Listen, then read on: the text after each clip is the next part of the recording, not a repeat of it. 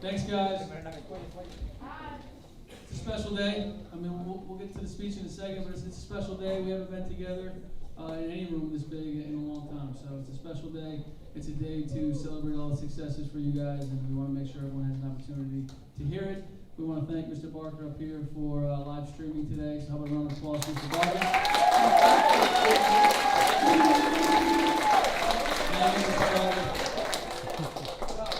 It's a pleasure to be here and sharing the celebration of the academics in the athletic department today.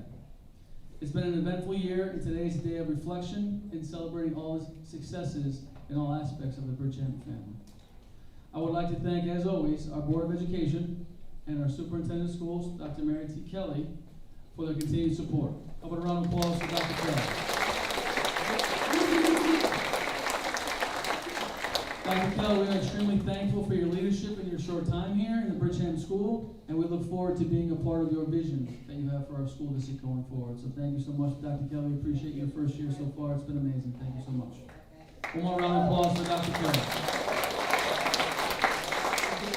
We'd also like to take this opportunity to thank our custodial staff and our cafeteria team.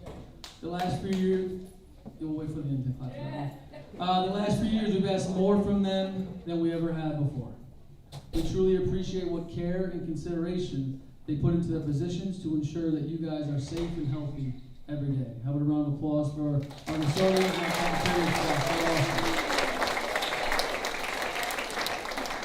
Clerical staff, Ms. Palermo, Ms. Traco, Ms. Pinatos, and Ms. White, what each of you do daily to support our school district cannot be measured. You keep this district organized and allow us to run at a high level. We are truly thankful for all that you guys do for your jobs each day. How about a round of applause for the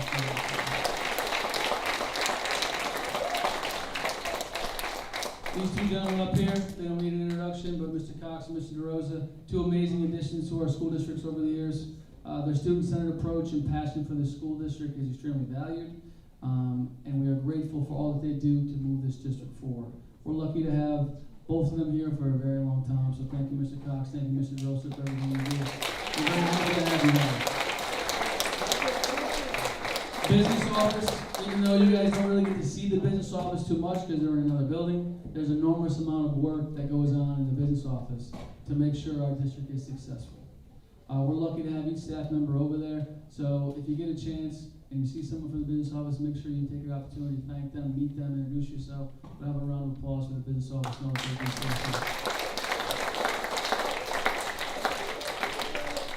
want to thank Mr. Ron White, volunteers every year for the basketball program, and as you guys know, every year Mr. White puts together the slideshow that we're going to be running this year from the computer right there. So Mr. White puts a lot of time in your volunteering, so we want to thank Mr. White. We'll be here in a little bit to celebrate the basketball team. Also, he put the slideshow together for you guys today.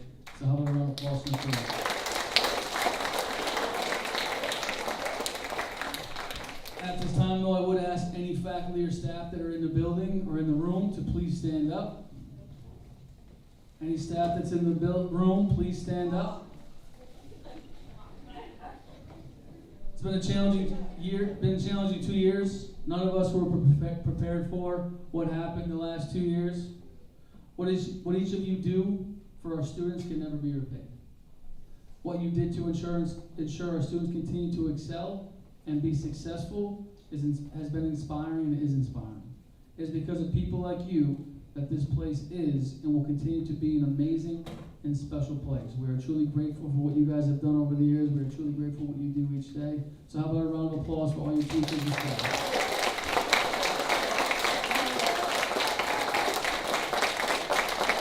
I guess you guys can take a seat, I guess. As always, the first part of our program will start with celebrating the successes and outstanding academic excellence. Your teachers were asked to choose a student who exemplified outstanding academics and a student whose effort has gone above and beyond what is expected on a day-to-day basis.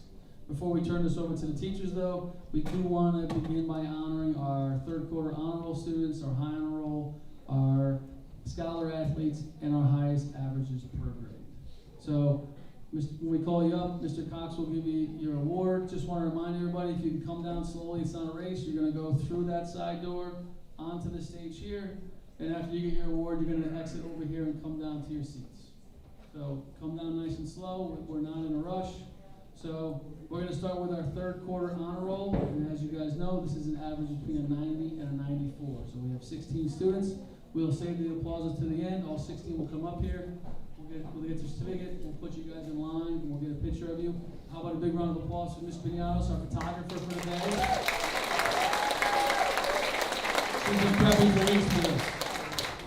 All right, so our first honor roll recipient for the third quarter, Miss Louise Penfield.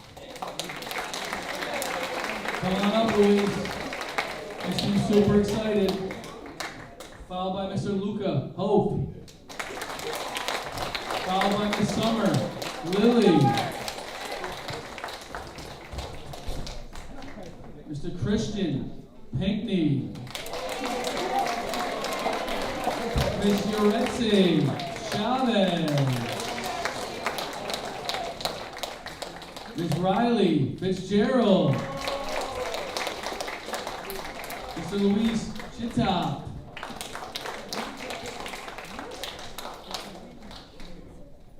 Miss Uma Comfort.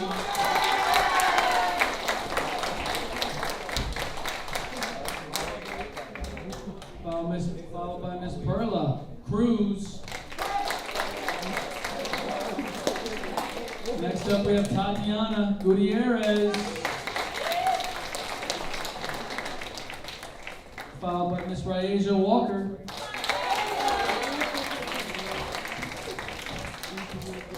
Miss Kimberly Villa.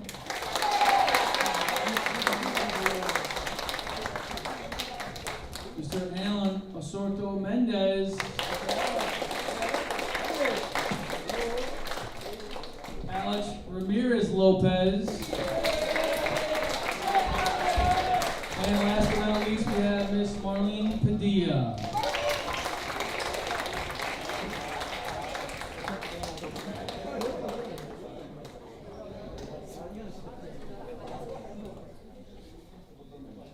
While they're taking their picture, next up, we are going to give out the high honor roll. This is for 95 or above.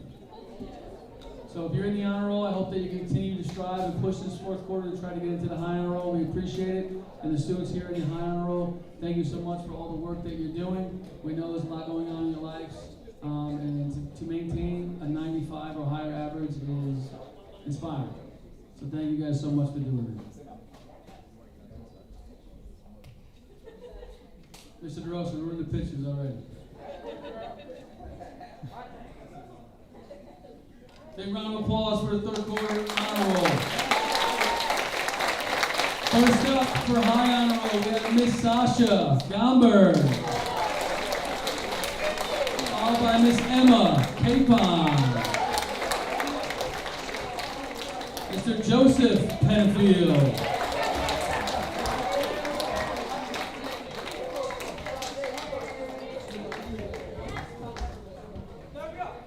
Followed by Mr. Eric Alvarez.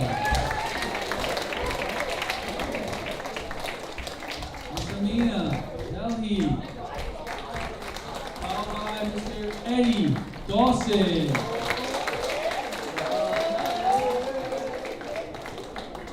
Next up we have Marcus Miller.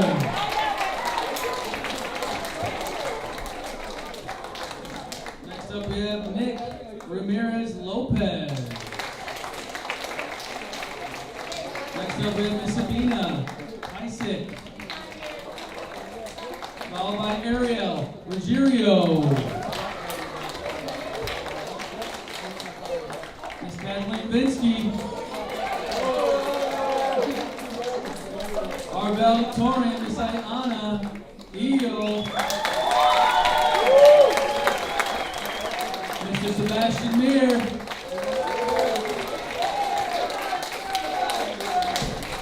Our salutatorian, Miss Grace Terza.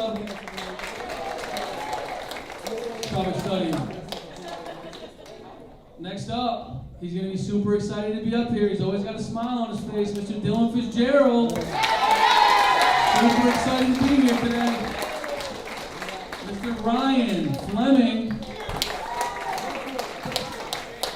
Mr. Hugo Capon.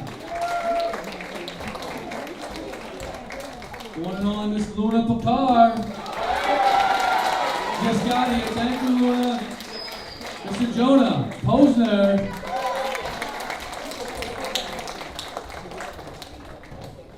Mr. Christopher Vinsky. Followed by his brother, Scott Vinsky. Mr. Jared Balova. That's Jared. The one and only Kalani Gane. Miss Sarah Capon. Miss Avery McClellan. Followed by our last but not least, Miss Ayanna Spears. How about a big round of applause for our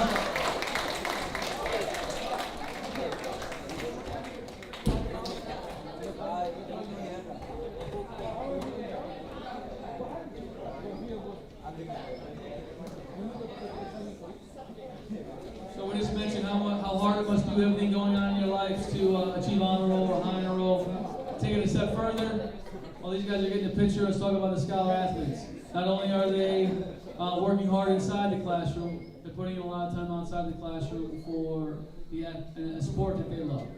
So you got to think of Bridgehampton's a little different. If you're on a shared sports team here, you don't get done with practice till 5:15, then you got to take the bus to come back.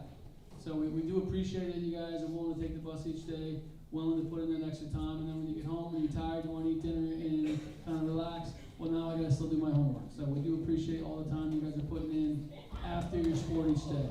One more round of applause for these guys. All right, we have 5 scholar athletes.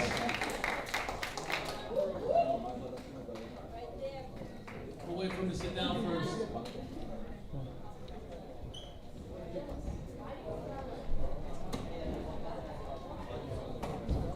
First up, he just sat down, perfect timing, Mr. Christopher Vinsky.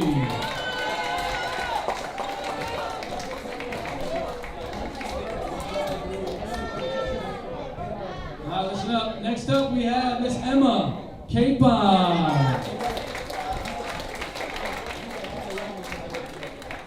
Followed by Mr. Dylan Fitzgerald. Next up, Hugo Capon.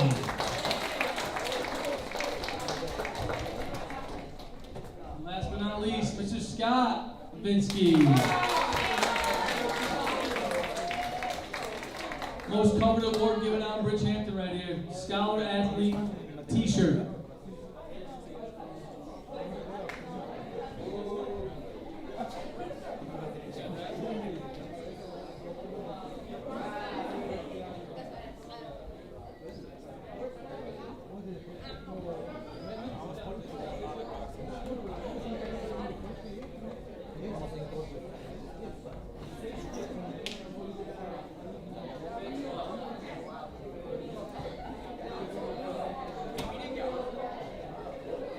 One more round of applause, scholar athletes.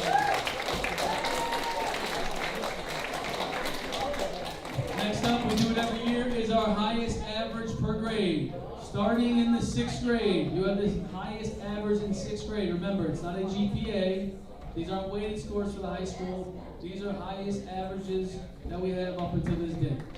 So things do change at the end of the 4th quarter. So I know there's always, well, I can't wait till the end of the 4th quarter because the award ceremony doesn't take place until before the 4th quarter is over. So it's the highest average up until this day. So we have in 6th grade, highest average, Mr. Marcus Miller.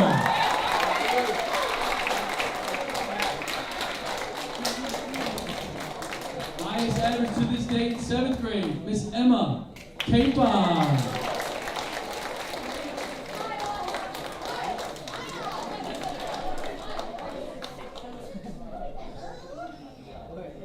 Grade, one and only Miss Sasha Gomberg.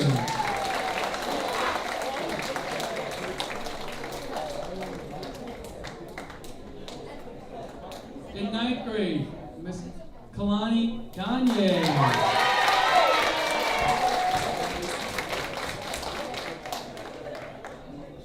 In 10th grade, grade, one and only Miss Kimberly Villa.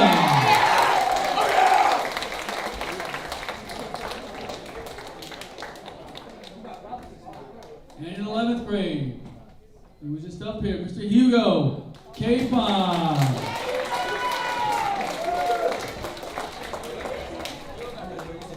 I don't think the next one's a surprise. Our valedictorian, Miss Ayana Eel.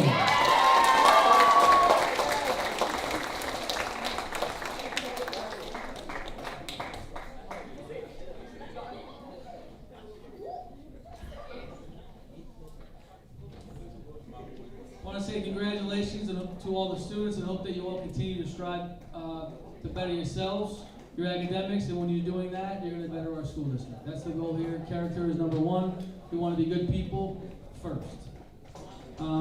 While these guys are still up here taking their photo, I would ask Miss Ryasia Walker to come up here, and after Miss Ryasia Walker is up here, Miss Ayana Eel wanted to have a conversation with you guys to thank someone very special in the audience today. So we will leave it to Miss Ryasia Walker and Ayana Eel, and then we will touch base after. So how about a round of applause for Ryasia? It's not easy coming up here. We know it's tough.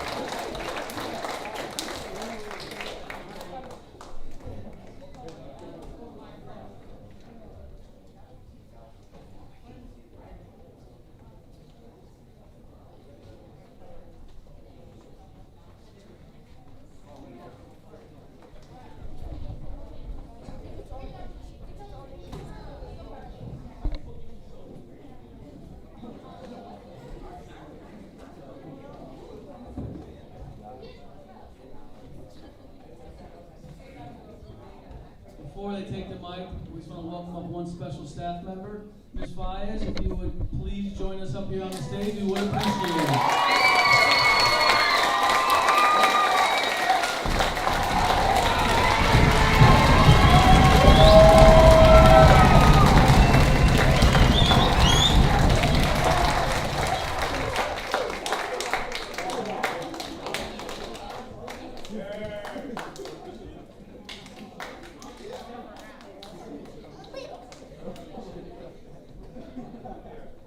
Good morning.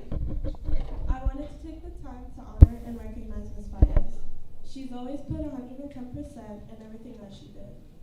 She's always lending a helping hand and is always striving to do more. When I enrolled back into Bridgehampton school, I had a lot of baggage, and she was the only person at the time I could freely express that coming back, I wanted to be different. I wanted to be the best version of myself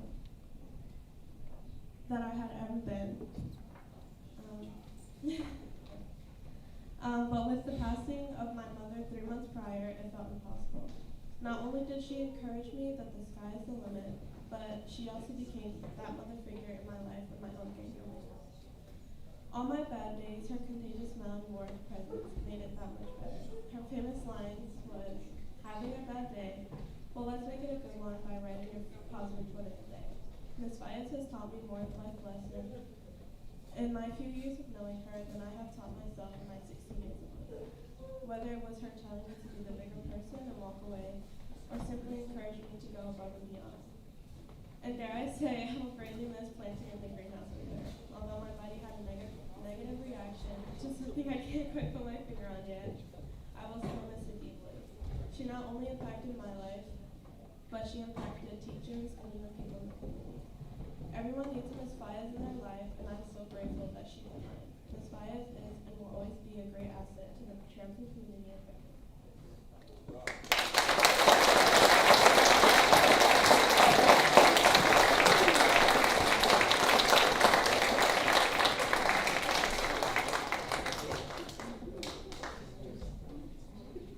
Ryasia asked me what my favorite flower was, and I was so shocked and really happy that she was asking about flowers. But it's a peach. I didn't realize it was very good.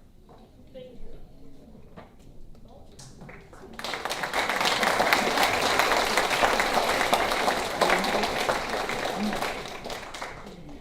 Ms. Fayez has been at Bridgehampton for over 10 years, and there's no doubt that she's had a great impact on almost everyone she comes in contact with. I've known Ms. Fayez since I was 7 years old, and it's been one of the most creative and impactful student-teacher relationships that I've had. Whether it was building a greenhouse, working on sprouts, the World Food Prize, robotics, or just planning field trips, Ms. Fies makes sure to make the most out of every experience she creates. Her walking field trips and extensive meal plans are two of the things that Ms. Fies is very widely known for, but beyond those two things, Ms. Fies makes sure to create a safe space for whoever needs it. I've looked up to her for so long, as I've known her, and although we both have a hard time telling people no, that's one of the things that's most important about her, because she's willing to make anything out of a situation. If somebody needs something, or if somebody wants to do something, she'll never tell you no. She'll always try and figure out a way to make it happen. And I just wanted to thank you, because you've inspired me to be the woman that I have become today, and you help people no matter what it costs, or no matter what it's gonna take. And not having you in the school is gonna affect a lot of people, but we thank you for the effect that you've had so far.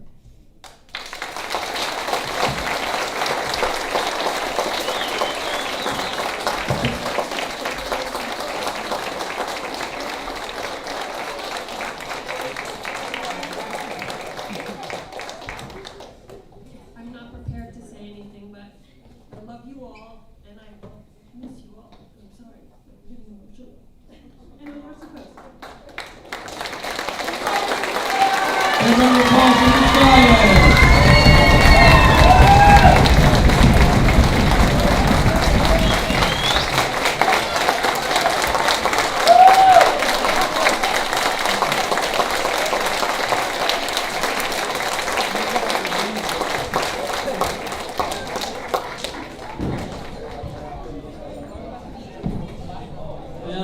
Thank you so much for doing that. We truly appreciate it. We know it's tough to come up here and speak on the mic, and thank you so much for everything, Ms. Fies. In closing, as always, we want to thank our staff and our community members and all of our students. We should all feel lucky to be a small part of this great community. Have a safe and exciting summer. We're all looking forward to seeing you in September, and I hope that you all will join us on June 18th at 4 p.m. and we get to celebrate the guys and girls over here for your seniors. So it's been a great ride for our seniors. So looking forward to June 18th when we get to celebrate you guys, and looking forward to hear what you guys have to say. Every year I read a small little passage from each student for someone they want to thank. And this year we added another piece of thanking your parents and also thanking a staff member. So it's going to be great to see what staff members thanked and what they're thanked for. And it's also, I hope that you guys are putting a lot of time into what you guys want to thank your family for, because they've done a lot that you probably don't even know of. Same thing with the staff here. They've done a lot of things for you that you're probably not aware of. So I hope that you guys are putting a lot of time and effort into that because it's meaningful, it's lasting, and you probably don't understand how much the staff here will appreciate you thanking them. So guys, again, we're going to pass over to Mr. DeRosa now for the athletics. But it's been an amazing year. I appreciate everything you've done through the ups and downs, through COVID, virtual, but it is truly inspiring to see what you guys are going through. It's inspiring to be in this room.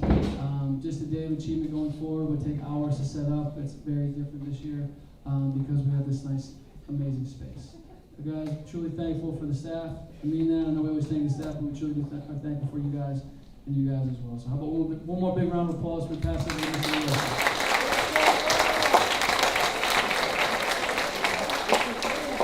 Sorry, forgot we're not doing athletics right now. Forgot we're going to welcome the teachers up.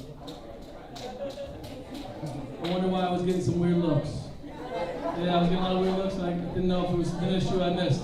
All right, we have the one and only. We're starting with the 6th grade teachers. We have Miss Pernesti and Miss Pendola coming up for our 6th grade award.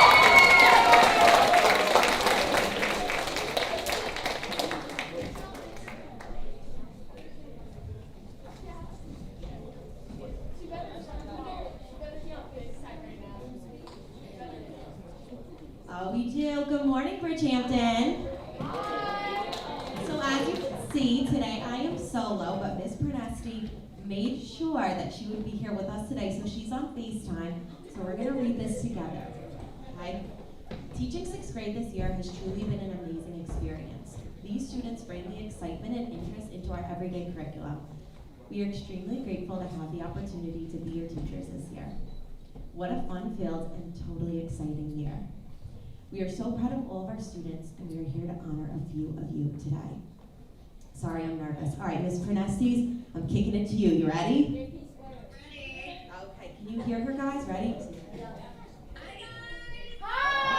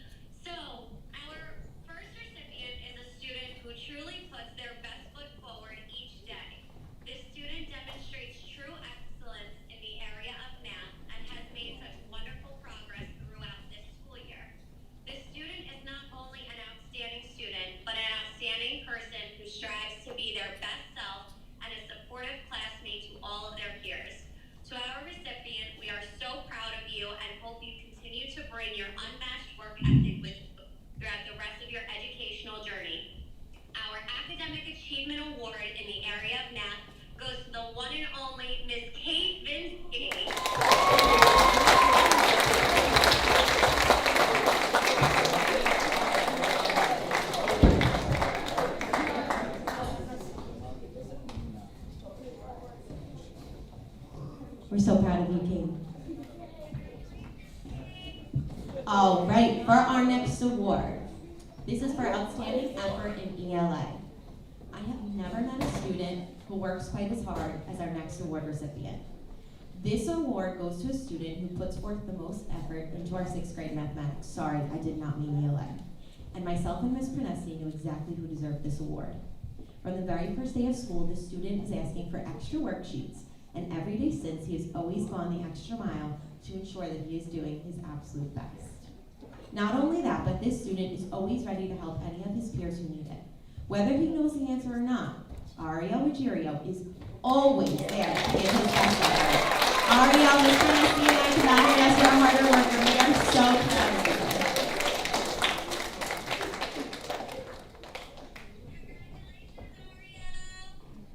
Right. Our next academic award is for excellence in ELA. This student is watching on live stream, so please make sure to turn your volume up. This student has not only made huge strides in their overall English and language arts skills, but has also flourished beyond my wildest expectations in her writing. This student's poem for the Young Writers Contest, focusing on the theme of empowerment. This student's writing not only impressed Ms. Prenesti and I, but she is also a published author. This student's poem for the Young Writers Contest, focusing on the theme empowerment, received an award for her outstanding poem entitled Two-Faced. This student competed against 5,000 other students from all across our country, and their work received shining publication. We are extremely proud of our very own Sabina Piazza, and we present to you the ELA Academic Achievement Award. We cannot wait to read your first novel, Sabina. All right. Ms. Prenesti, ready for the next one? All right. All right. When thinking about our students in ELA, there is one student who stands out to Ms. Pendola and I in regard to their effort. This student puts in a tremendous amount of effort in ELA. Each day, this student has shown a driven and dedicated attitude and work ethic, and does so with the greatest smile and enthusiasm around. This student brings a positive energy to our classroom, and this is demonstrated in their daily and consistent effort in our classroom. It is our privilege to present our Achievement Award of Outstanding Effort in ELA to everyone's friend, Eric Alvarez.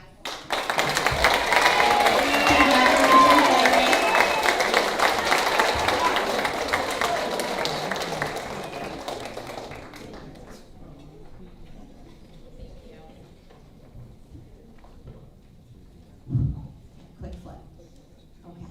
All right. Ms. Prenesti, you're on again. Okay. Our next award is for outstanding academic achievement in social studies. This student is truly a shining example of being an outstanding student, always eager to learn, share, and explore the area of social studies. This student has proven time and time again to be a leader and always sets a good example for setting the standards high, specifically in social studies. It must be all of that Starbucks she drinks each morning. Our Academic Achievement Award for Social Studies is proudly awarded to Ms. Amina Dali. Congratulations, Ms. Amina.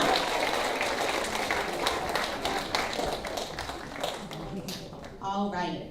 Our outstanding effort in social studies goes to a student whom Ms. Prenesti and I often ask our very own historical questions to. This student knows more about politics, historical events, and government than many adults. Our award recipient strives to learn more and more about social studies and takes his learning ventures far beyond the classroom. This student loves to research history and might just be president of the United States one day. One thing's for sure, Guillermo San Juan, you definitely have our vote. We proudly present the Social Studies Outstanding Effort Award to you, Guillermo.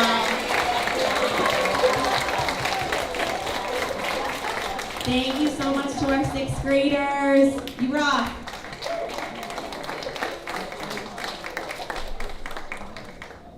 While they're taking a picture, next up, we're going to have our English department, and just so they're aware, we're going to have our foreign language, Ms. Bagshaw, on deck. So we'll pass it over to the English department. How about a round of applause for our English department? Thank you so much.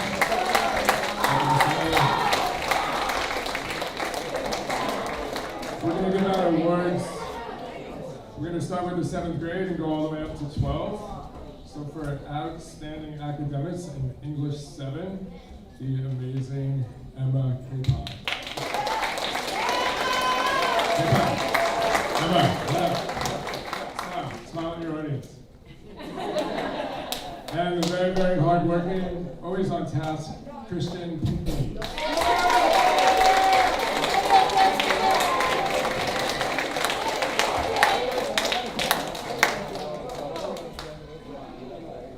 English 8. Stand up, English 8. All right. This is one spirited class. Some people might say infamously spirited, notoriously spirited, but it has been a privilege to teach you this year. And it has been a challenge wrestling you into your desks, but we got it done. Thank you. For academic achievement, a wonderful, generous learner, you've already seen her many times today, Sasha Gomberg.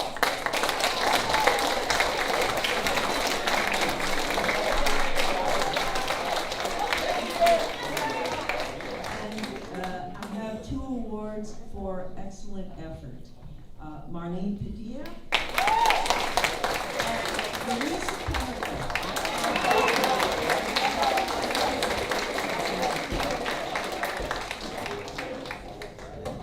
They were extremely cooperative and made a great effort. I neglected to mention that English 7 is co-taught with Ms. Knight. Thank you so much. And also the next class, English 9, Ms. Knight and I co-teach together. We've chosen 2 awards for outstanding effort, Sergio Lazaro and Oscar Leon.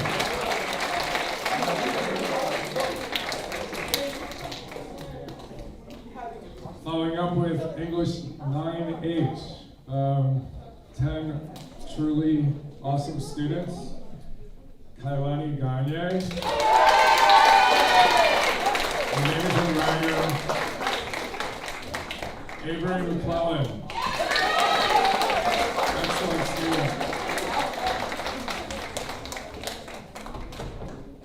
Right after this, ENL, English, new class this year, Alan Osorto. Outstanding academic.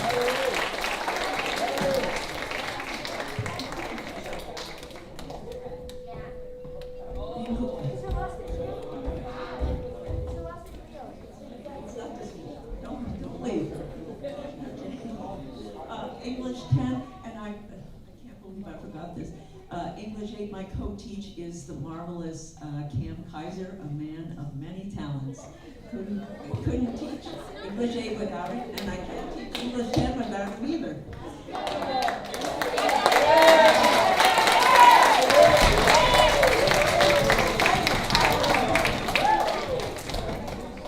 Okay, for excellent, outstanding academics in English 10, you'll probably be surprised, but Helio Picard.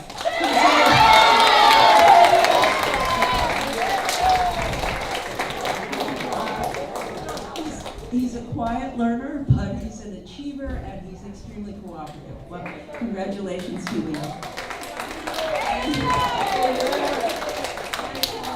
Outstanding effort in English 10. Our own little ever-ready bunny, Cheyenne.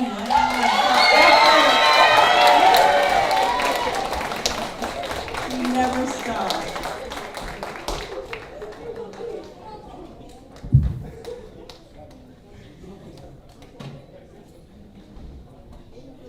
English 10, we have a wonderful group of 6. The award for outstanding academics goes to one of our new students. He's new and very welcome, Jarek Valava.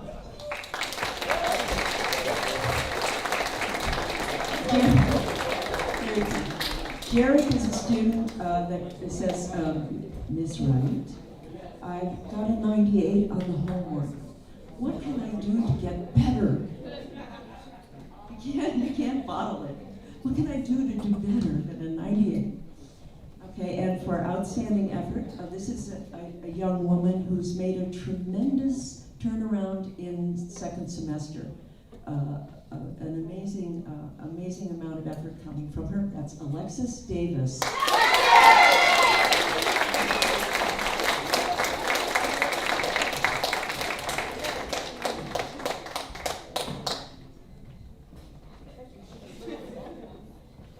Good morning. Also for my English 10 class, I have two students who have demonstrated amazing effort throughout the year. They're not in the audience right now, but they will certainly get these awards. The two students that I'd like to recognize for outstanding effort in English 10, Maxwell Gomberg and Luis Carmona.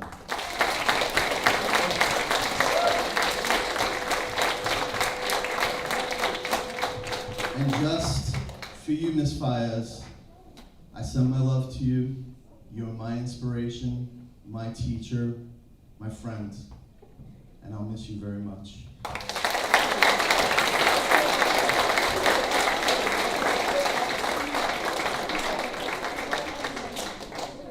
For English 11, this is a class co-taught with Mr. Giosi. Most of the students aren't here today, but outstanding academics is Leslie Samuel. Oh, she is here. All right, we're in the first period though. And we have two awards for outstanding effort, Ryder Walker and Ryan Fleming. I know Ryan's not here.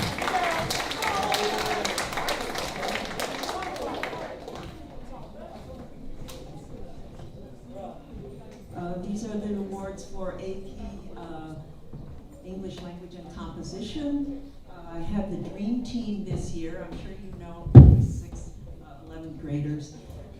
Such effort and such achievement, it's really too close to call, so I have to give awards just based on the classroom average. So our two academic stars today will be Hugo Capon and Jonah Posner.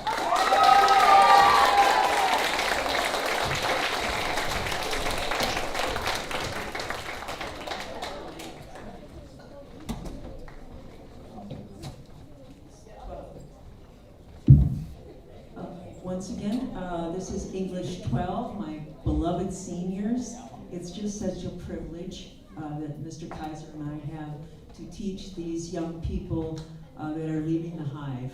It's just so wonderful to be able to see them progress from, I have them first in 8th grade and then 10th grade and then again in 12th grade. It's just a marvelous opportunity for a teacher. For academic excellence, she won't be surprised. Well, she might be surprised. Morgan Watrous. I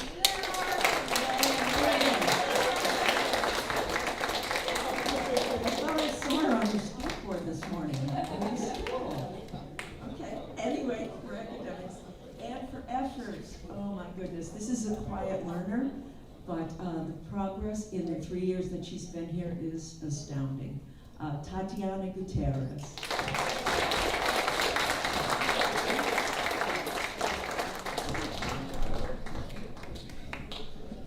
Last award is for AP Literature. This is the highest level English course that you can take, usually taken by seniors. And we had a terrific class. Outstanding academics go to Ayana Neal.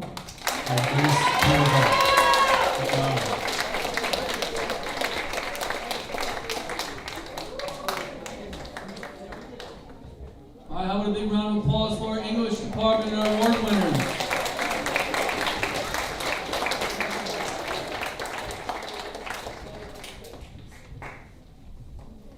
While they're taking a photo, we're going to welcome up Mrs. Bagshaw, Mrs. Riley, and unfortunately Mr. Pani cannot be here, but I'll be reading the awards for the French students. Next up at the foreign language, just so you guys are aware, we have the math department. Big round of applause for the big math department.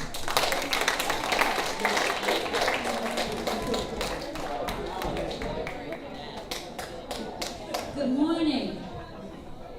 I just need to take this in for a second because Bridgehampton admin, teachers, and students, you look great!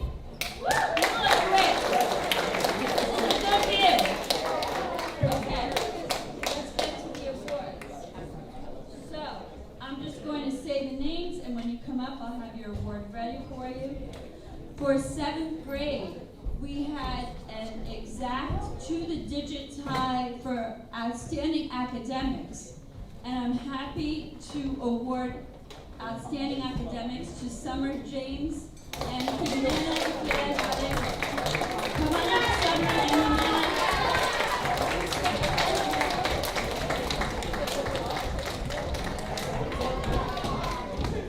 Now, for outstanding effort in 7th grade, please come up, Mr. Christian Pinckney.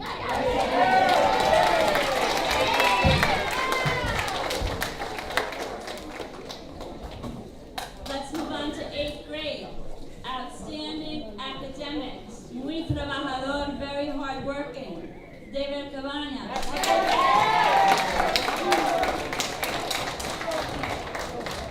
And outstanding effort, I call her Fabulosísima Milagros Mendez.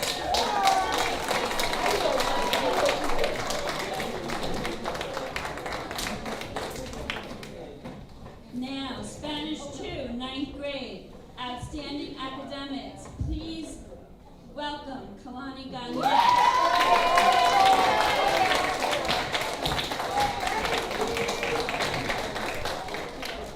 And outstanding effort, Oscar Leon.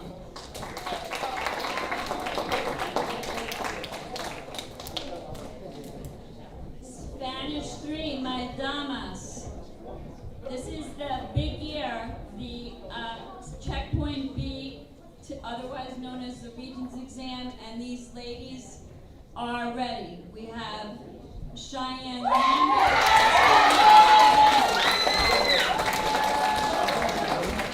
Alexis Davis, outstanding effort, and outstanding progress, Leslie Samuel.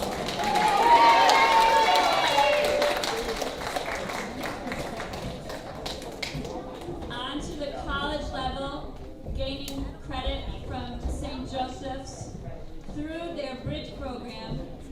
I have 3 caballeros, 3 gentlemen, and I would like to call up for outstanding academics, Scott Vinsky. Outstanding effort, Dylan Fitzgerald. And outstanding progress, Antonio Cabrera.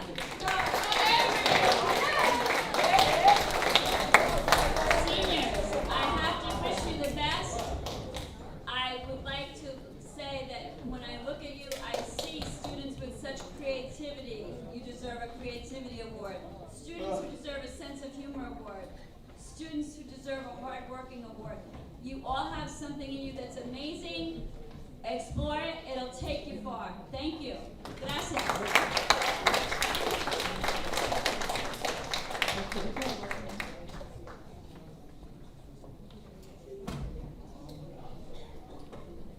Good morning, Bridgehampton. How are you? Nice to see you. I'm hearing nervous, my heart's pounding. I'm really excited to present these awards. I just want to say I had a wonderful year with my students. I really have enjoyed getting to know you. It's been a lot of fun, and I'm very proud of you. So I'd like to present this next award. We're going to start with 6th grade and work our way up. So 6th grade's divided into 2 subjects, Spanish and French. So I couldn't decide if I could just pick 2 students for the whole year and that was it. There's too many. 6th grade is dynamic. Okay? You guys are a dynamic group. So divided it into Spanish and French, and so academic achievement goes to Eddie Dawson. Also, I had to give it to Yeretsi Chavez.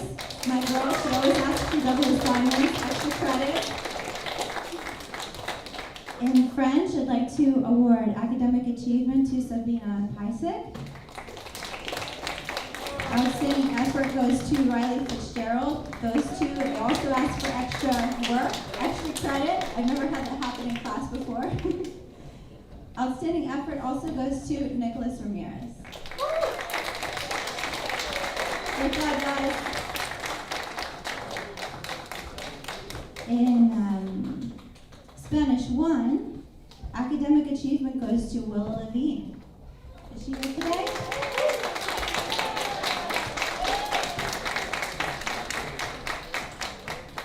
And I couldn't quite decide what kind of award to give this next student, but I think this seems the most appropriate.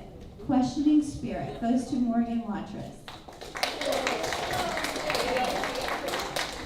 Okay, thank you everyone, and have a great day. Congratulations.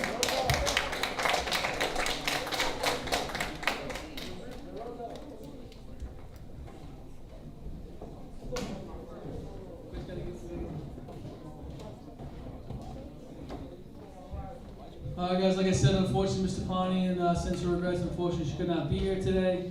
If you all know Mr. Pani, she gave me strict instructions. She even said, please start reading at this exact moment right here, and she put 5 arrows. As has been customary throughout the years, French students are celebrated for all their efforts in a celebration at the year's end with each class. Therefore, my awards reflect the highest percentile and the highest average per class. I want to congratulate in the 7th grade, Mr. Joe Penfield and Miss Emma Capon.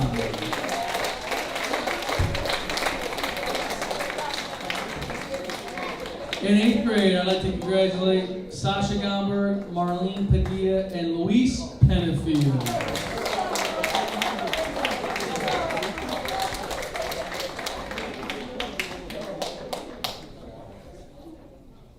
In French 2, let's congratulate Miss Avery McClellan, Sarah Capon, and Ayana Spears.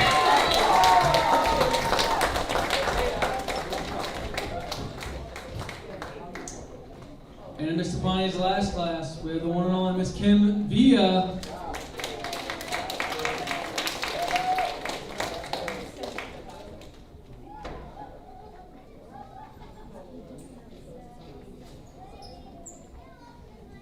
Alright guys, when they are taking their photo, while they're taking their nice photo, we have a round of applause for Miss Bagshaw, Miss Riley, and Mr. Pani, and all the students up here in the foreign language.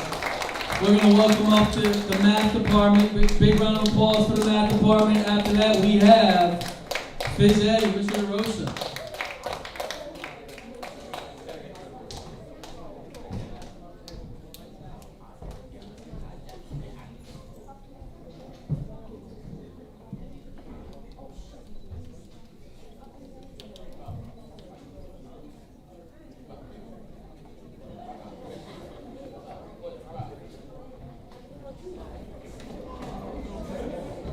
So I had to take over for Ms. Sharp this year, and I will be presenting for Algebra and Algebra 2.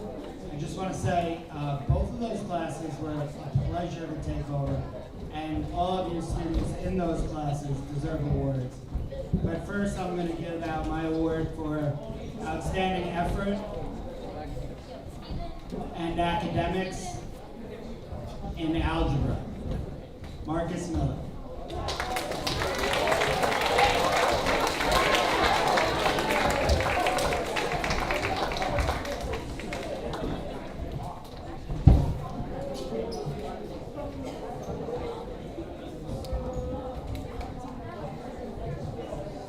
All right.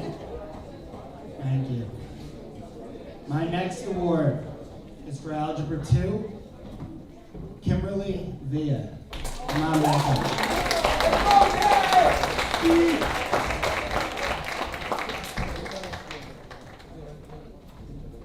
everybody. I know most of you. Some of the young ones maybe I don't. My name is Miss Strominger. So I'm going to start with Math 7. Math 7 is taught with myself, Miss Hand, Miss Conklin, and Miss Sharp used to teach it, and we worked together to come up with these awards. So I'd like to start with Outstanding Academics for Mr. Christian Pinkney.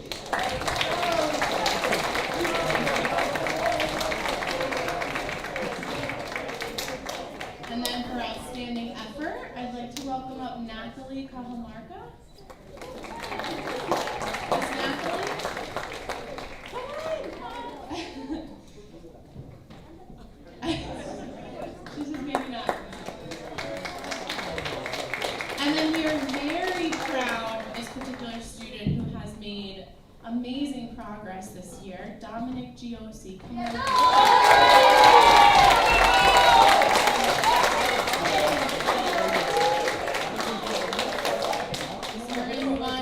Spirited 8th grade class. For outstanding effort in class, I'd like to congratulate Tyler Fitzgerald. And for outstanding effort out of class, I'd like to welcome up Alex Davis.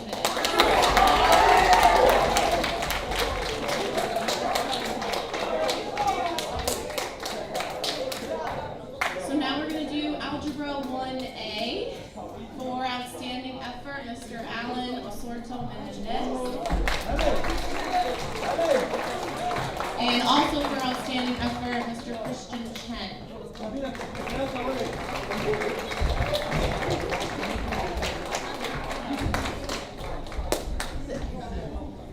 There's stiff academic competition in this class.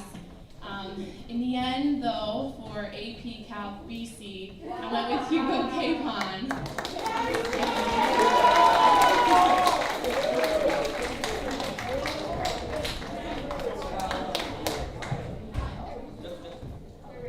Okay, so now on to my seniors, who've worked very hard in consumer math.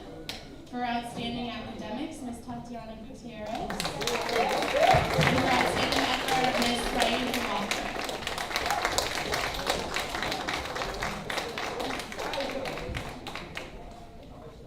And then more seniors, this is college accounting. Outstanding academics, Ms. Grace Terza, who I don't think is here. And then outstanding effort, Mr. Sebastian Muir. Thank you guys for the pleasure teaching you this year.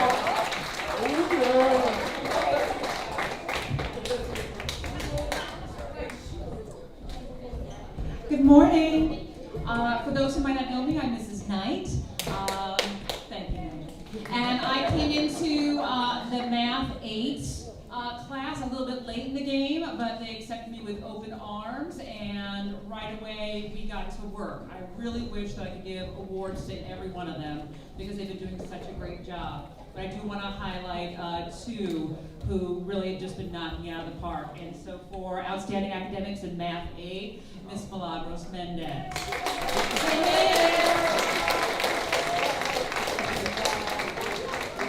Really working our hardest. And speaking of hard work, someone who I know sometimes, we have to work a little bit harder, but she's doing an amazing job, and I've been really proud of the progress. Ms. Yolanda Lazar.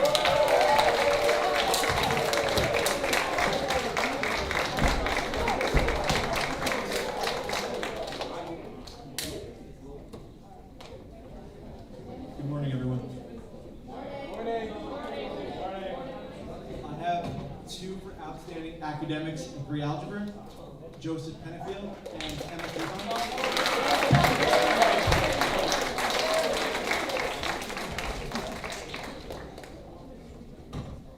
For outstanding academics in geometry, I also have two, Avery McClelland and Kalani Gagnon.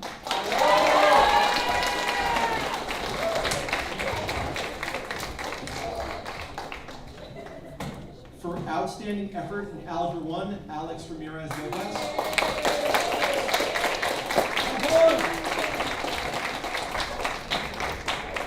For outstanding academics in algebra, Jared Mishaba.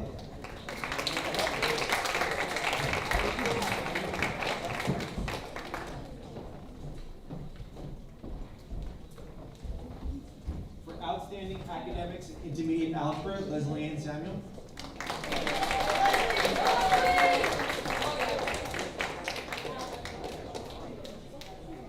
And for outstanding academics in pre-calculus, Scott Vinsky and Luna Picard.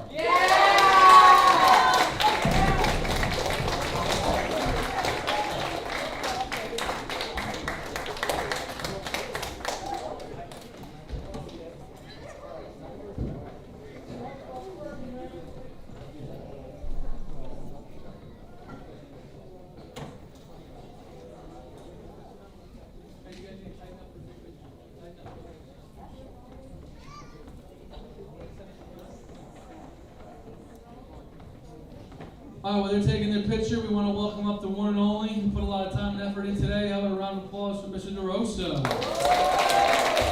Next up after Mr. DeRosa, we have the big science department coming up next. So they're on deck.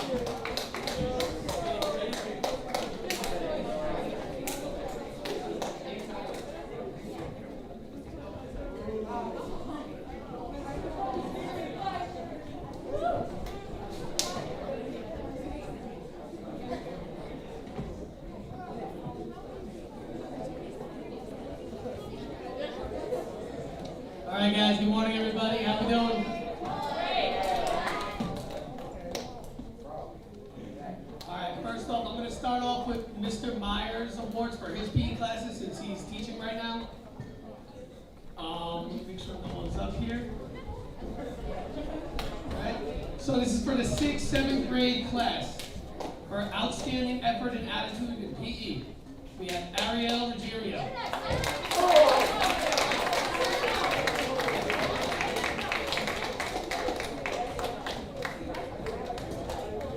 And on the other day of PE, outstanding in effort, Kate Binsky.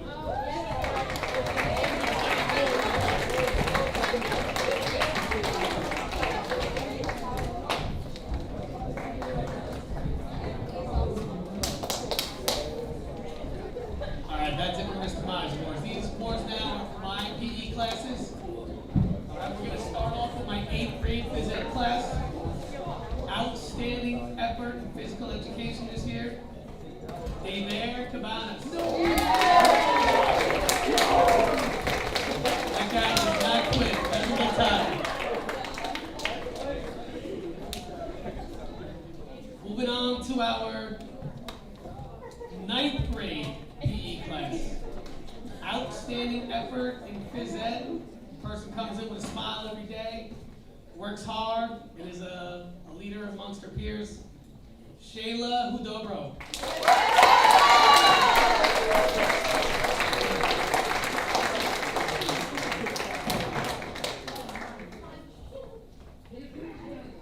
Now this next award I love giving out because this is someone in the same class for outstanding performance. And this person came here, they were new this year, don't speak the language, but they come in, great attitude, great smile, they work hard every day, and they accept everyone, and everyone accepts them, and they know right from wrong. This next one is Alan Asoro.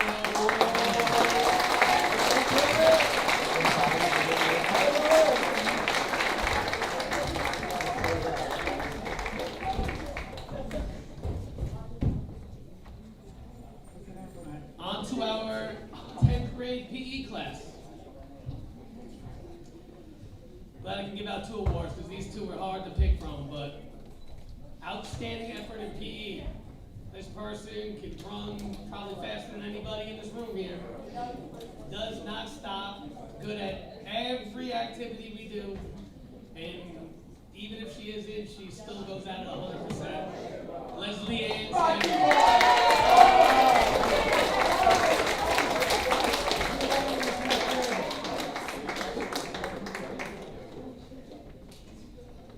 And this person,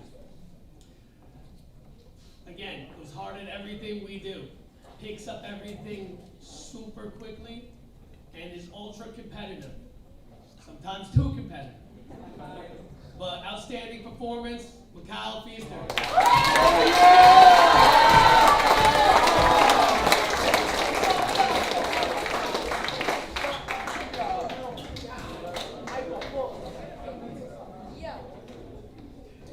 Our 11th and 12th grade class. This one was tough. I mean, they all were tough. This one was especially tough. We had a big class. There was a lot of people deserving of awards in there. This person just gives. This isn't the only person in class that gives their best effort, but this one does it every day, consistently, no matter what it is. Doesn't complain what we're doing. Tries to be a leader for those around them. Outstanding effort, Scott Binsky.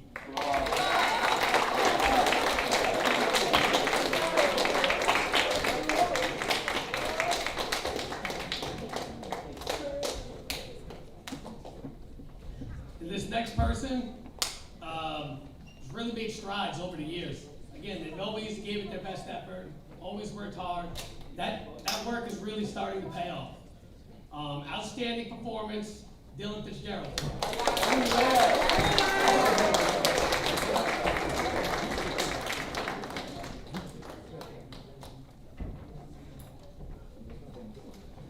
All right, so these next, I got a few more awards. Usually every year there's a Suffolk Zone Awards dinner, which is a high PE honor, and it goes out to 2 seniors, 1 male, 1 female. They haven't been able to do it the last 2 years, so we're going to honor those people here today. Just so you know what these awards, what the criteria is. It's someone who has an A average throughout 11th grade in both phys ed and health. Someone who overall has a B average in all their classes. Outstanding character. A physical education class leader. Involved in school-wide activities as a leader, whether officer of an organization, president of a club, captain of a team, a volunteer, and they're a student role model. So these 2 senior awards, this first one, we're going to do the guys first. None other, Sebastian Meir.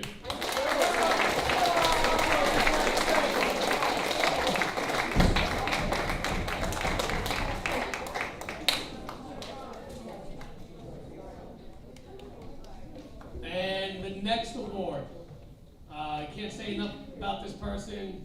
Both of these 2 fit all of those qualities. Ayana Eel.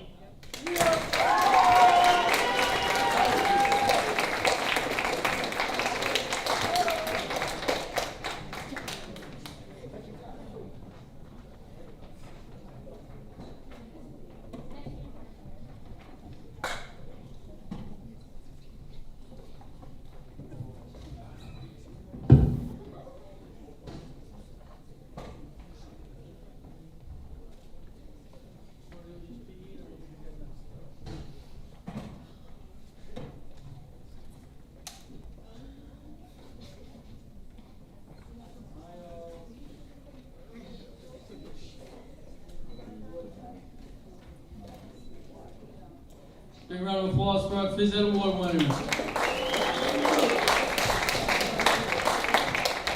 While we get the picture of our Suffolk Zone winners, we will welcome up our science teachers who went the wrong way up the stairs. Mr. Pluta.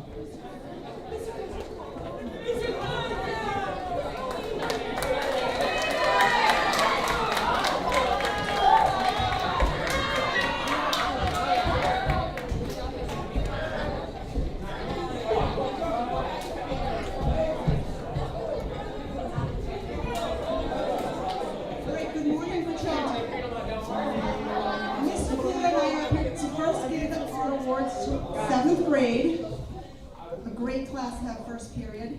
They're very animated. Outstanding academic achievement goes to, not that E. Mr. Pluta would like to say a few words about it. Natalie, I just want to say every time you came in, you got everything you needed done. You handed everything on time, and your scores on the exams, you always came in doing what you had to do, so we appreciate that. Thank you. Very much. And this sort of goes, because these people are in the same lab group, and the outstanding effort and cooperation. That's really a special award. Cooperation, especially during lab and group work, goes to Summer Lilly. Summer, we just wanted to say, we've noticed throughout the year, I'm calling you the silent co-teacher.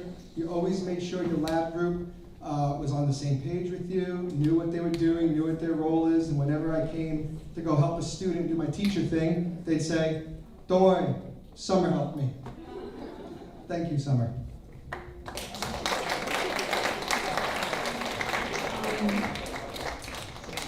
On to living environment, which is a pretty small class for me, but the outstanding academic achievement goes to Miss Sasha Gomber. And outstanding effort, Miss Marlene Padilla.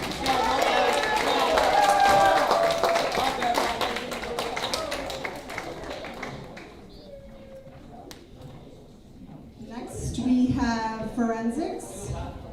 Outstanding academic achievement goes to Mr. Jonah Posner. And effort to Perla Cruz.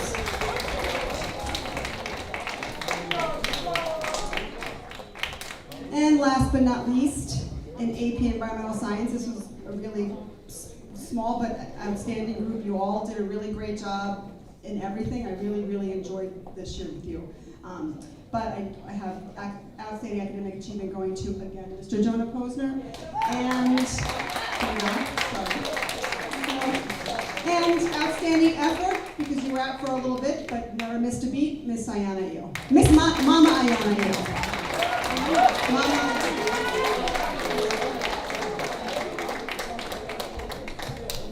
Morning, Bridgehampton. It's been a privilege and a pleasure to have all of you this year as students.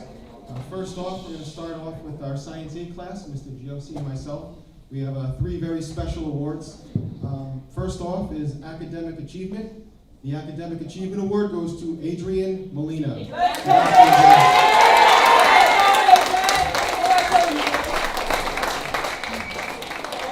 The Outstanding Effort Award goes to Alex Davis.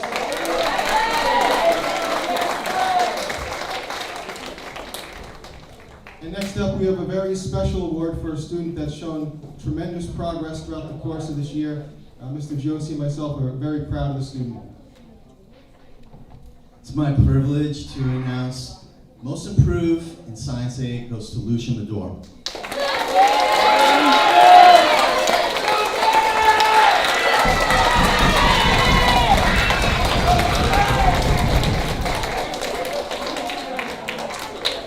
Outstanding Academics and Marine Bio goes to Sebastian Muir.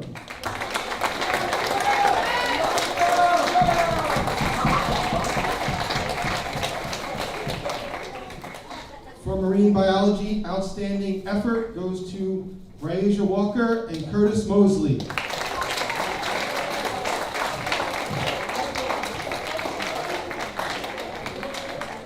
For Astronomy, Outstanding Academics, Hugo Capon. Outstanding Effort goes to Alexis Davis.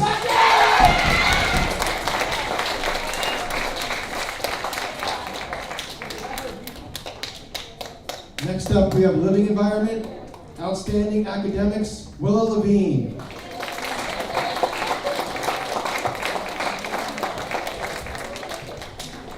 And outstanding effort goes to both Nao Simmons and Oscar Leone.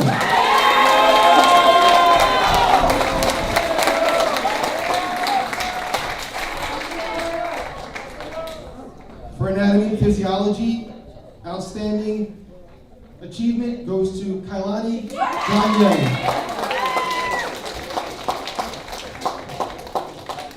And outstanding effort, Scott Vinsky.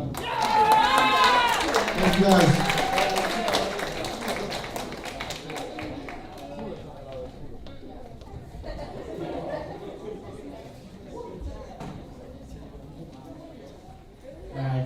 Good morning, everybody. All right, this first class I have, second period, is my first class of the day. And it's easily been one of the most easy classes I've ever taught. The 4 students in this class, they show up, they do their homework, they ask questions, and they don't give me any trouble, which is great. And there's no drama, it's great. Anyway, for outstanding academics in physics, there are 2 recipients. It's Hugo Capon and Scott Vinsky.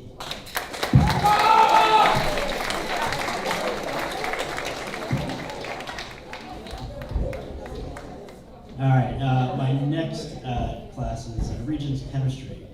And they're sort of the opposite, although they're very fun to teach. This class I told them one day, try not to not do your homework. And it worked. They were like, they had to think about it for a second. They all did their homework. For outstanding academics in chemistry, Kimberly Villa.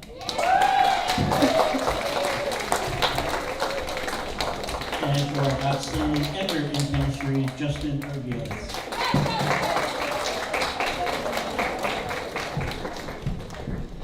All right, and last for Regents chemistry, and I have to say this class, we have the possibility of, it's one of the hardest science Regents to get 100 in, and I think there's 3 or 4 students who may have a shot.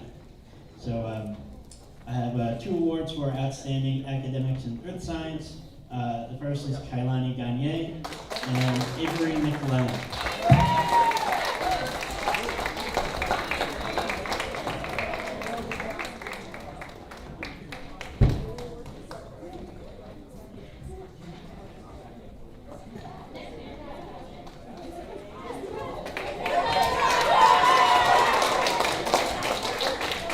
All right, we'll do a little 6th grade science first. That person who asked me at the end of every chapter when the next test is, before we go down, you know who you are. Outstanding effort, science 6, Ariel. I pronounced your name right. And I have these nice flashy plastic awards for everybody to win.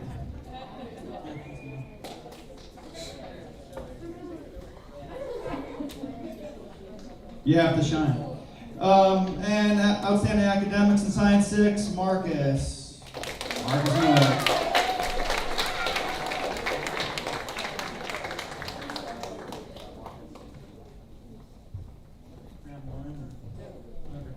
All right, going on to sport management. Sport management B-Days. Luis Carmona, outstanding effort. And Max Gomberg for outstanding academics. I don't get to hear. Okay.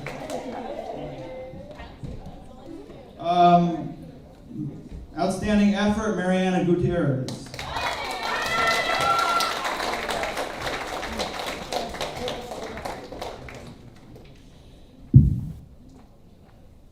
Outstanding academics in sport management A-Days, Alexis Davis.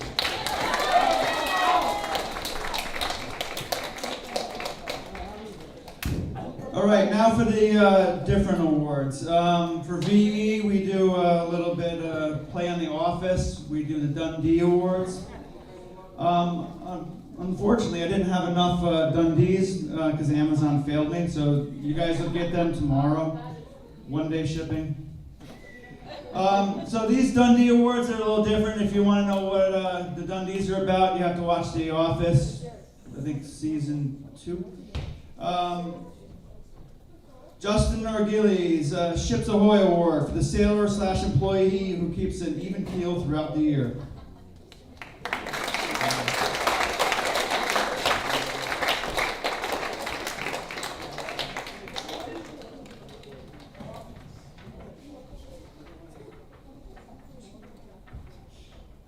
Perla Cruz, not here. Shocking, I gave her the Escape Artist Award.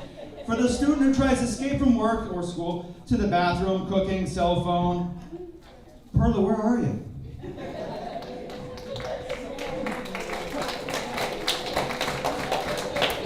The Breaking the Law Award to Sebastian Mir. For the employee who has always wanted to be in law enforcement, but now enforces the law in HR, Human Resources.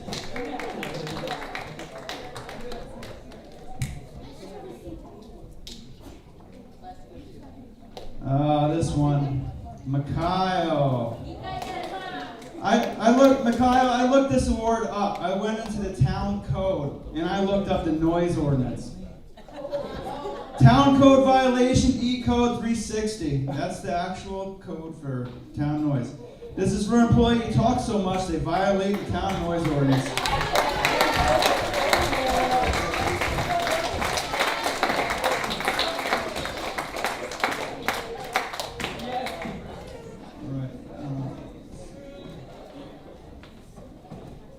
Okay, for my accounting student, Helio Picard, Show Me the Money Award. For the VE student who shows an aptitude for accounting, I'm seeing green. You did a great job.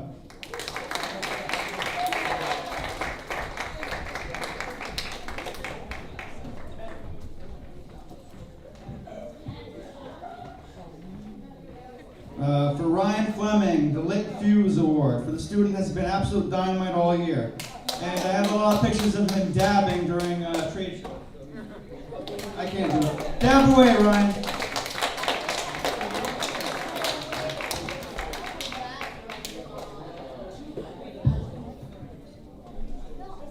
All right, for our CEO. CEO typically has to do a lot of different stuff, gets a lot dumped on them, so she got the Garbage Truck Award. Uma Comfort for the student who gets a lot of work dumped on them but manages to meet the deadline.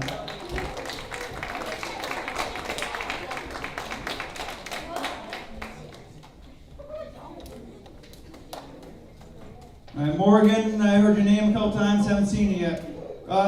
You got the Polychromatic Personality Award for the employee who created almost as many designs as she had hair colors.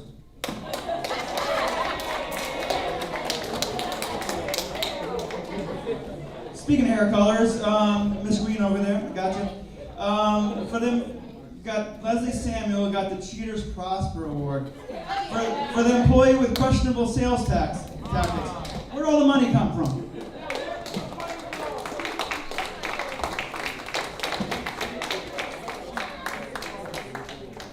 And that's it.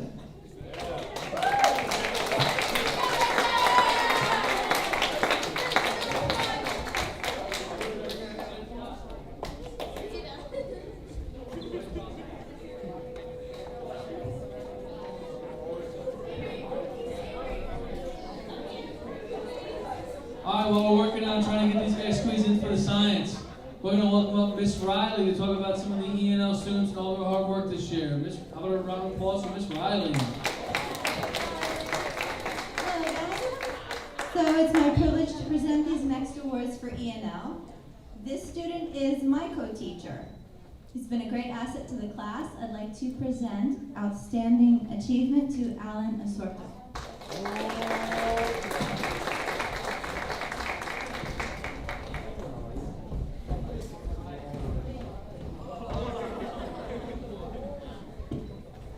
This next award is for outstanding effort. It goes to Christian Chen.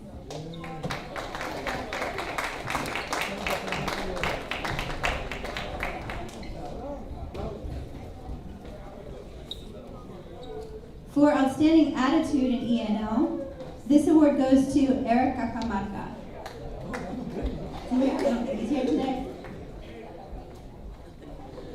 For E&L Intermediate, this next award goes to Tatiana Gutierrez for academic achievement.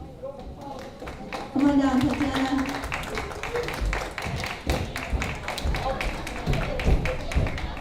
Thank you.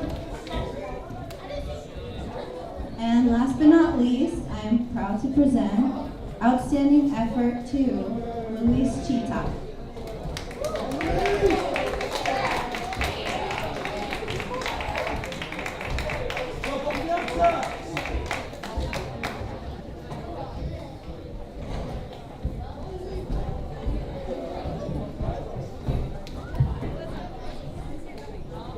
While we're getting the photo of Miss Riley, we'd like to welcome up the Social Studies Department. Big round of applause for the Social Studies Department. Super positive.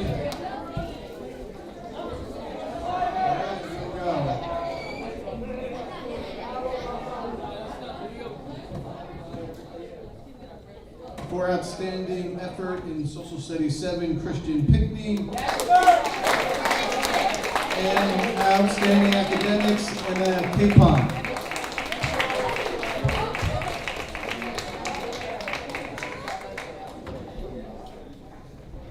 For 8th grade Social Studies, outstanding effort in Social Studies 8, Milagros Mendez. And for outstanding academics in Social Studies 8, I'm sure we know Sasha Gomber. For outstanding academics in U.S. History and Government, Ryan Fleming.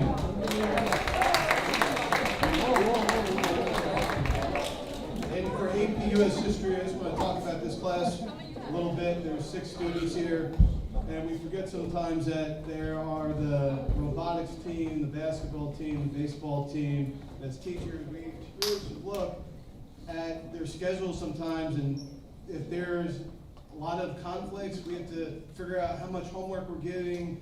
They only can do so much, and they know U.S. history is a brute. It's homework every night, essays, tests that take days. They never complain at all. I finally caught on a couple times in the basketball season that they had away games, and I said what they're doing for homework, and they kind of put their head down, and that told me, I think we got to bring it down a notch a little bit because they can't keep up. But these kids are pulled in every direction. Everything they're doing in this school, plays, whatever, and they did a great job. For outstanding effort in AP US History, Dylan Fitzgerald. And for anyone who could get outstanding academic in this class, it's going to Scott Dinsky. Thank you.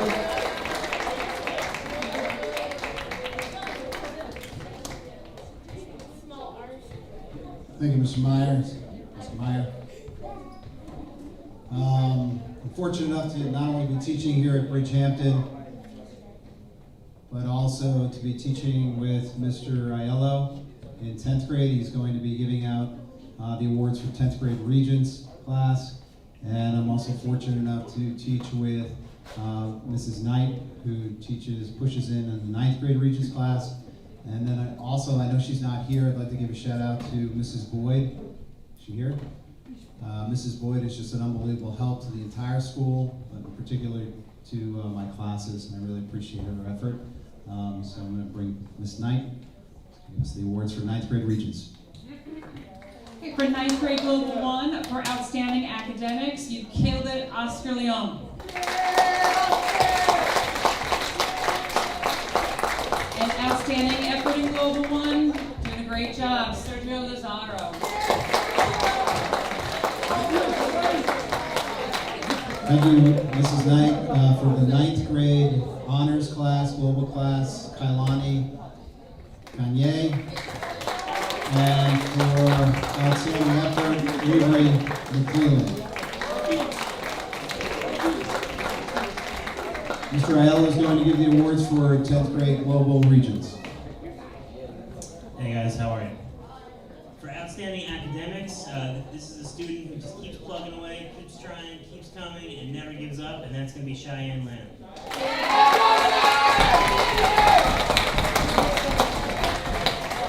And for outstanding effort in Global 2, this is a student who always has another question or a really good idea to share and comes through when you never really see it, and that's going to be Luis Carmona.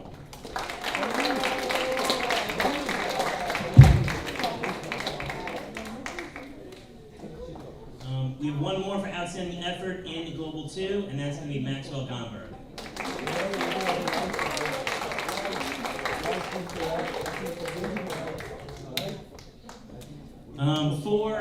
I have one more that I wanted to give out. This is going to be for outstanding academics. This is going to be for 8th grade social studies. This is a student who has the passion, the interest, and the know-how, and as long as we can find some way to tie in his real love and passion of trains to almost everything we do, he's ready to rock it, and that's me, Nigel.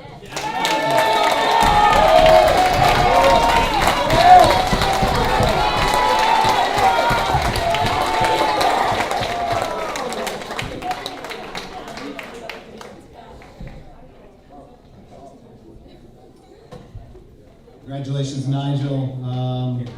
This is a very special class, the 10th grade global honors class. A lot of competition, very bright students, obviously. But for academics, it just comes down to numbers. It's Justin Vergailes. And for outstanding effort, Kimberly Peter.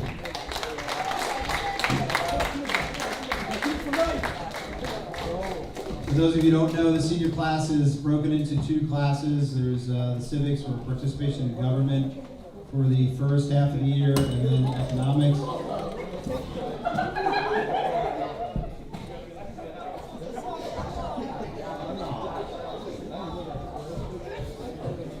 Everybody's okay.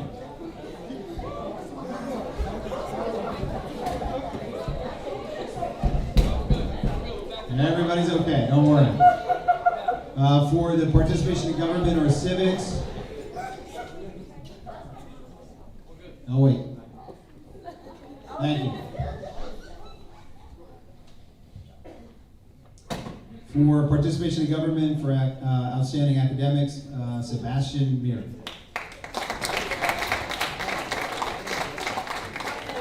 For outstanding effort in participation in government, or as we like to call it, civics. It's got a tough exterior, but actually he was really tuned into this class, Anthony Cabrera.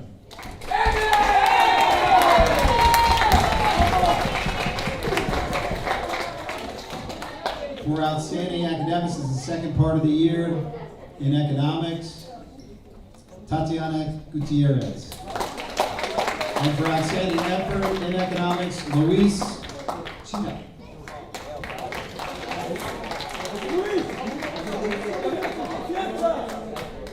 And next is a senior AP class, AP Government and Politics. For outstanding academics, the one and only, she's been up here many times, Ayana Eo. Outstanding effort goes to Grace Thurston, where she's not here. In an effort to save time, Mr. Riley is going to be doing the student council announcements now, as opposed to at the end, as it says in the brochure. So we'd just like to give 2 leadership awards to Ayana Yeo, outstanding leadership, and also Uma Humphrey.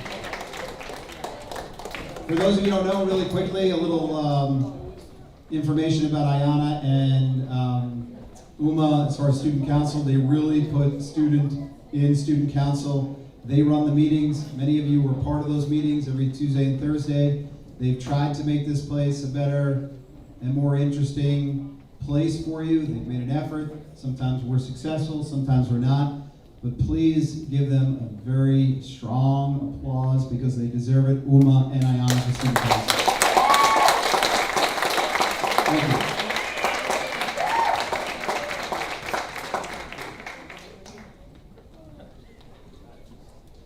All right, well, the social studies department's getting the picture. We just want to welcome up Mr. Neubauer, Mr. Aiello, Ms. Rodriguez, Mr. Pluta, Ms. Conklin, and Mr. Giosis for any awards that they may have for their classes.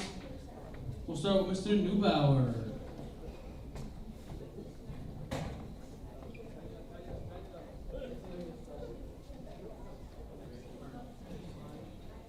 Okay, unfortunately, both of the students I'm going to award right now are not here.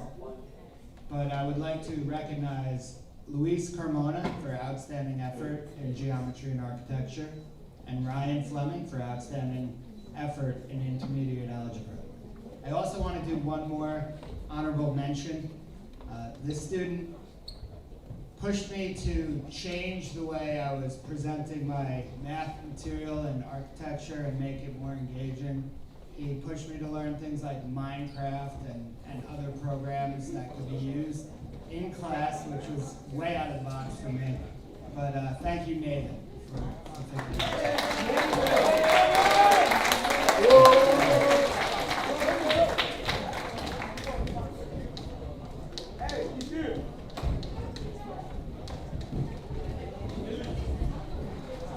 Wait till everybody's files in.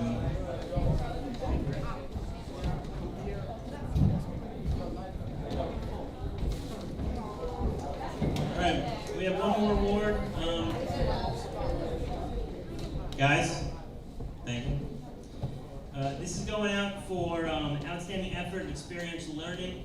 This is going to be for a student who might have started the year with a little bit of resistance, but as we went, worked hard, never gave up, gave all his effort top to bottom, and really took chances to embrace the things that we were trying to do, and that's going to be Marquise Thomas.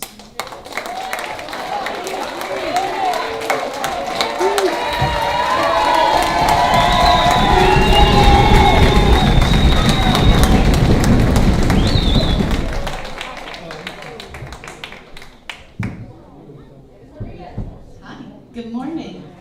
I have a couple of awards to hand out. So for outstanding academics, I have 2 students who deserve this award in English. I have Marquise Thomas and Michaela Pinckney.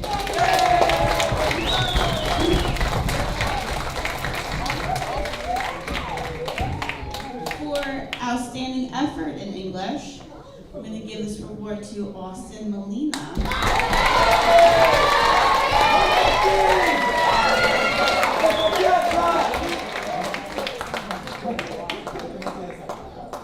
For outstanding academics in math, the person who deserves this award is Marquise Thomas.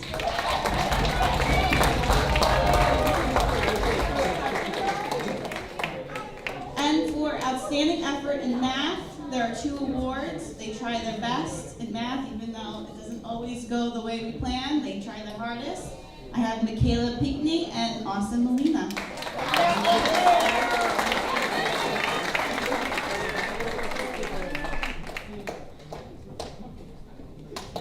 Hello, everyone.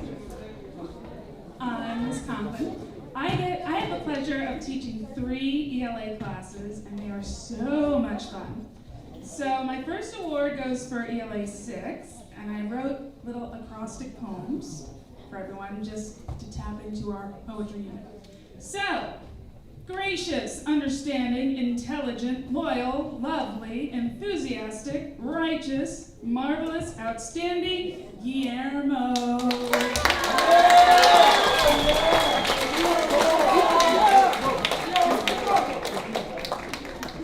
All right, for ELA 7, I don't even know if he's here, I hope he is. Dynamic, out of control, mighty, incredible, nifty, intense, considerate, Dominic Ushka. Yay, he's here!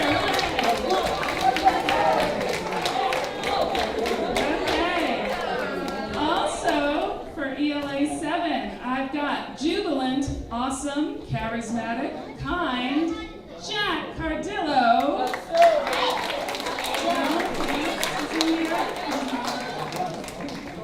All right, for ELA 8, I've got You Rock, Out of Sight, Lovely, Angelic, Nice, Dynamite, Absolutely Fabulous, Yolanda.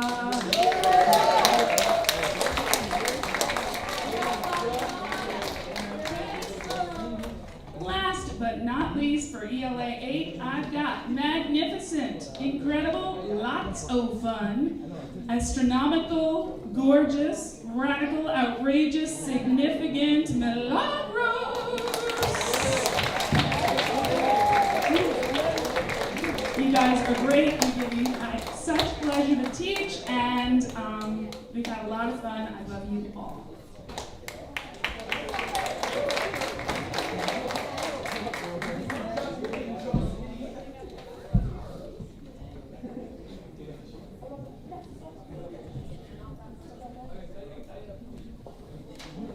Alright guys, while they're getting their photo, we're going to welcome up Ms. Suarez and Ms. Giannis for the Art Awards, followed by our Technology and Applied Sciences next. So Ms. Giannis and Ms. Suarez, come on down.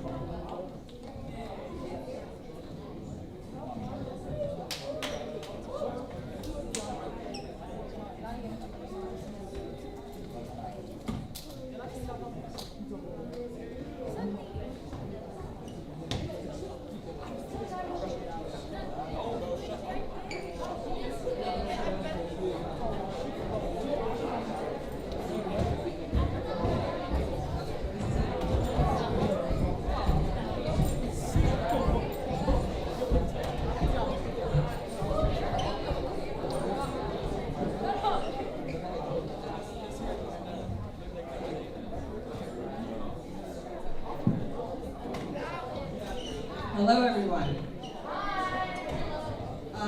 So, I just wanted to say a few sentences here before I hand out the awards.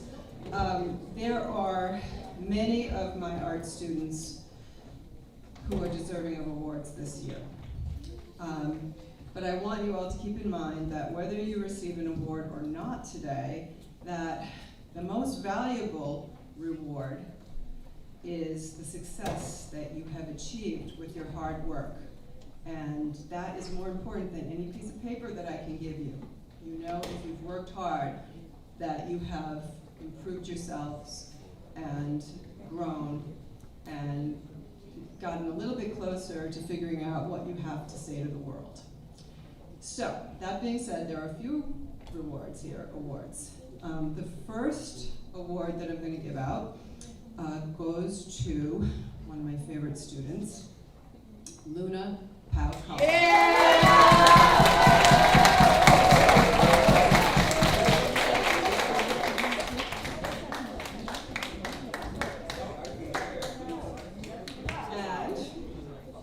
thank you very much.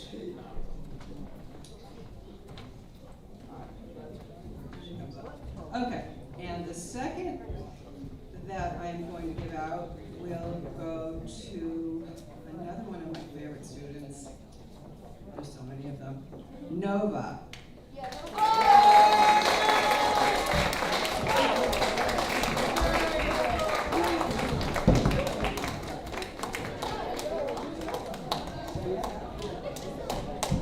And to an exceptional young artist, I couldn't go without acknowledging Willa, a wonderful art student and a wonderful artist.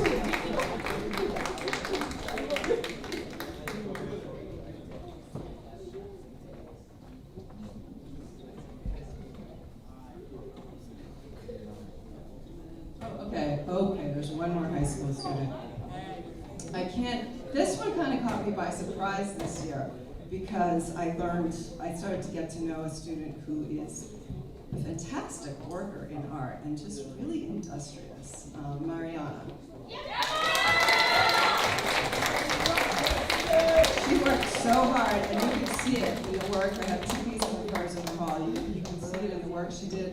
So detail-oriented, amazing. Okay, now for 7th grade art, I have so many really good art students in middle school, but the art award is going to go to Luca Hope.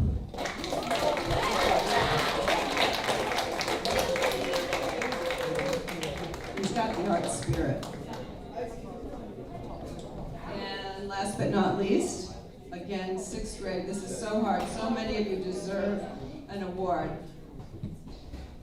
But I'm giving the one award that I'm giving out to Sabina Pisek. And that wraps up my awards for today. Thank you very much.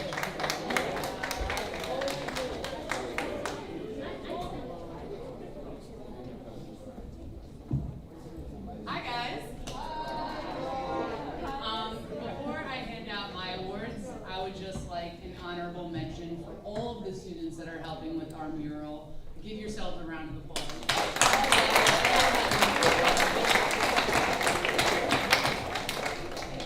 So for photography, I have 2 awards this year, both for outstanding effort. My first one is Oscar Leon.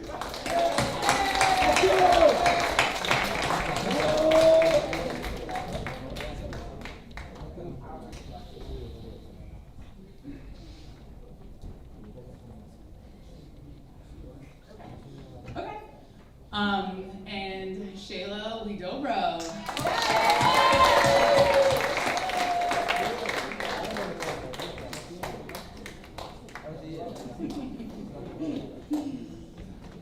And then for technology, I have 2 awards to hand out. One student for each semester I had them. I have Ryan Fleming.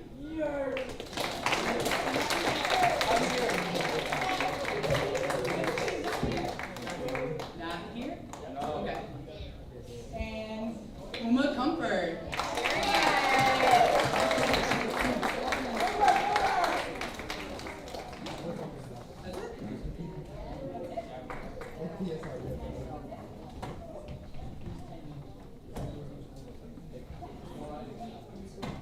One more round of applause for our art students. At this time, we're going to welcome up Ms. Baez, Ms. Lula, and also Ms. Suarez.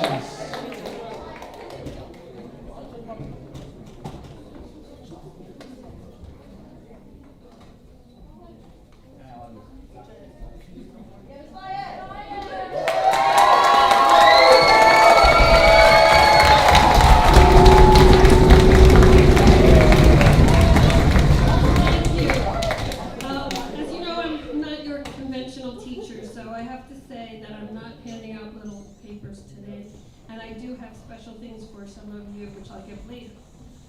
This is an emotional day for me, as always, and I always think of my classes as being teams, working together to create an energy so that we all learn together, we all learn different things. So I always find this day difficult. I think of this as the day of appreciation as opposed to a day of achievement. However, achievement is really important. And I want to just say to you that if you haven't received an award today, you're only in middle school and high school. So you have your full life ahead of you. And in order to achieve, you really have to work hard and persevere through difficult times and to really, develop your passion for things. So use your time in this school wisely, all right? Because instead of wasting it, just use it, okay? Because you have fabulous teachers. I mean, it's just amazing to hear everyone come up and just everyone's energy. So you're getting all of this. Use it, embrace it, and learn from everyone, including your peers. Because I have to say that I learn from you guys every single day, and it's really amazing. So thank you for teaching me. So I do have some people to recognize per class. My ACT Foundation class is first period. It's amazing. And I'm just going to really first give a shout out to my 3 seniors. Ayana, amazing. Uma, amazing. And Grace, who's not here, incredible too. So please come up and a big round of applause for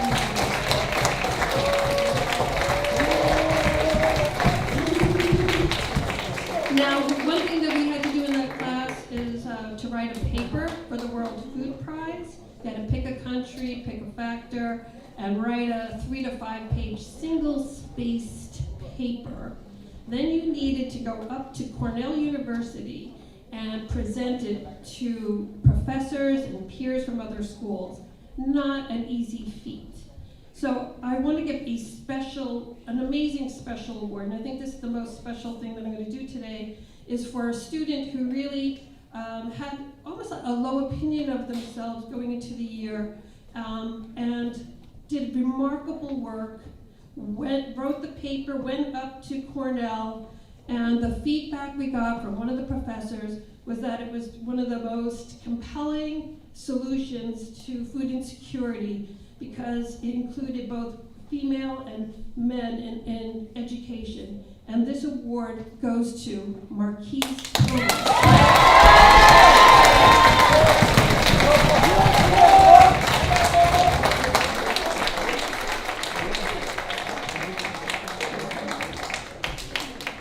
So, thank you.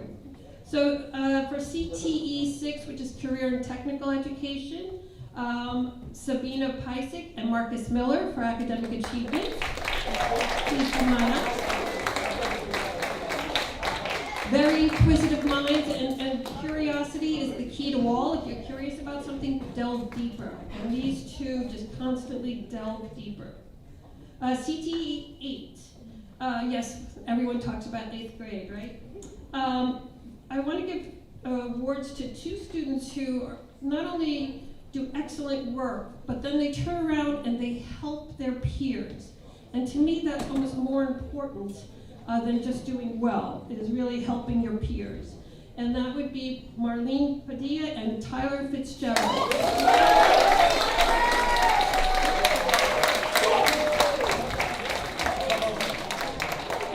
And for effort, this student, we do some very difficult things in coding, and this year we did design work in Inventor, and we did a lot of tough stuff.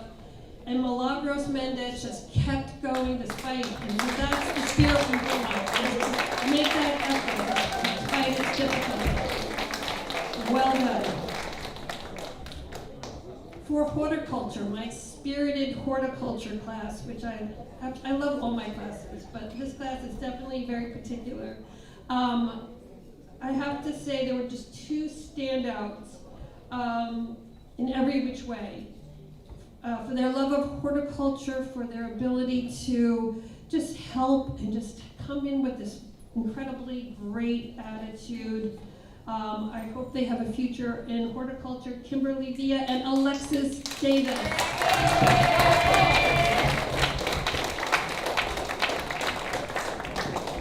So Kimberly, I got you here. I won't get you in the first period. For the next class, robotics class, which was interesting because I found out halfway through that they hadn't really signed up for robotics, they had signed up for computer science. So I would like to, for academic achievement, awarded to Avery McClellan and Ayanna Spears.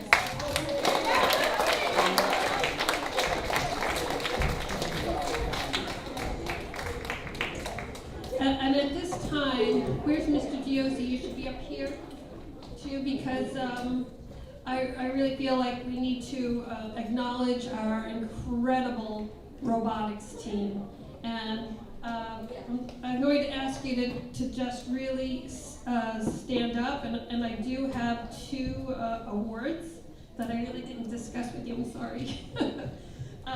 Mr. Giosi has been like an essential part of robotics, even though he refuses to join officially as a coach. He is very much one. So if you're in the robotics club, or if you worked on it for some bit of it, just stand up, please.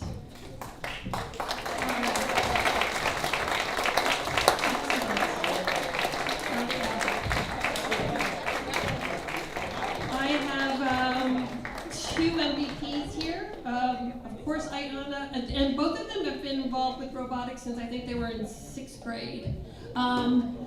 Ayanna, you were in 6th grade, right? So Ayanna has been amazing. She's shown up every single year, and she just took charge this year after COVID, and just an incredible inspiration to all, and to me. It goes both ways. And thank you for everything you've done. And the person that I would like to give the MVP award to is Hugo Capon.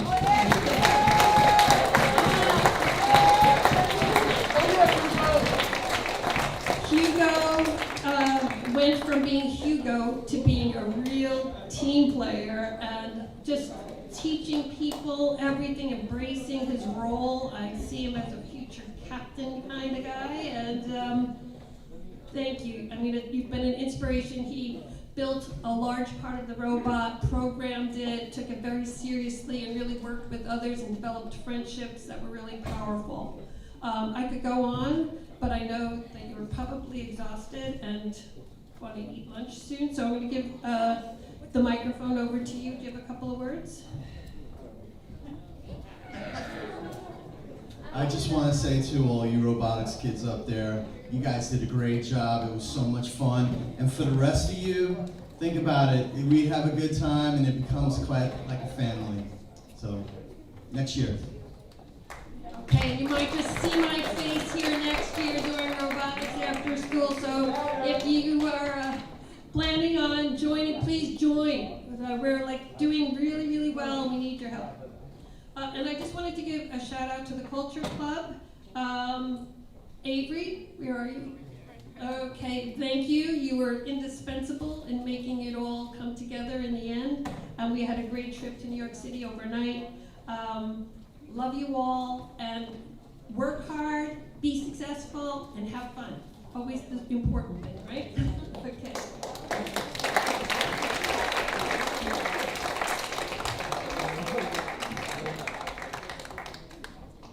Hey, Bridgehampton. Good morning. Happy Thursday. I have a few awards I want to give out today, and I'm going to start off with my younger crew, Family Consumer Science in middle school. I know my 6th grade friends are itching to get in there next year, and I can't wait to cook with you guys. It's been just amazing to break in the room this year and finally get some delicious smells pumping out into the hallways. So I'm loving it. I hope you guys are loving it. And my high school friends, if you want to jump in and get involved and learn how to cook, please do. For 7th grade Family Consumer Science, Outstanding Academics, Miss Emma Capon. For outstanding academics this year in Family Consumer Science 8, Miss Sasha Gomberg.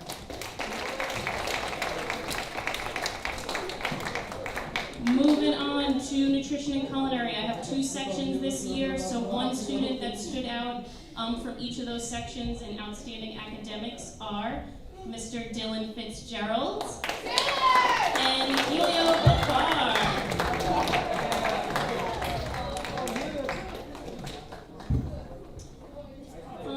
Cruising on through to outstanding academics in advanced nutrition and culinary. This was a small class this year, 4 kids, and I've had a blast cooking with you guys. We're gonna be grilling and chilling outside today, 9th period. So if you smell some jerk chicken on the grill, that's gonna be Curtis and Jack and hopefully Miss Perla and Maria out there too, but we're gonna have a lot of fun. But Miss Perla Cruz for outstanding academics in nutrition and culinary, advanced nutrition and culinary, and Mr. Curtis Mosley. You clap it up for them, clap it up for them. Last but not least, senior orientation. I love teaching the seniors each year and hanging with you guys and helping guide you through this weird transition year in your life. I'm really excited for the class of 2022. I think you guys are gonna rock it, and whatever you choose to do when you leave Bridgehampton, just do your best, be yourself, and work hard, and you will go far. Outstanding academics in that class are awarded to Miss Ayana Eel and Miss Grace Terza. Thanks, guys. Enjoy your 4-day weekend.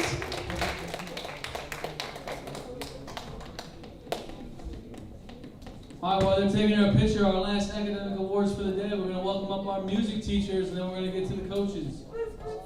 So, last picture, be the next guy.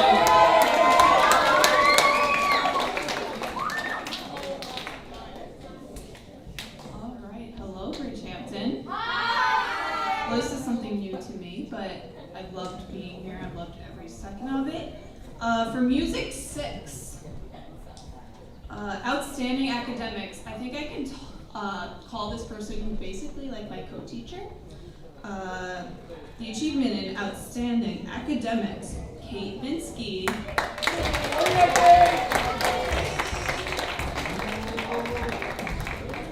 And in music 6, the achievement award for outstanding effort, Mr. Eric Alvarez.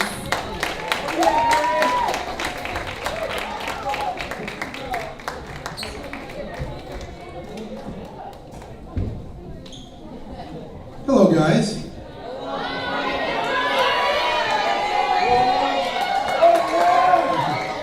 It's always a pleasure to come in here, and it's the first time I can say it's so good to see you in the Bridgehampton Auditorium. So it's a nice thing to see.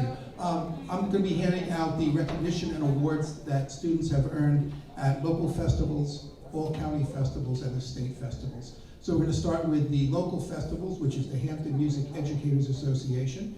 And although their concert is next Saturday, we're going to recognize them today. And you'll also be getting your t-shirt, which you'll be wearing at the concert over at Hampton Bays High School. So the first person is for the middle high school concert band, Joseph Murphy.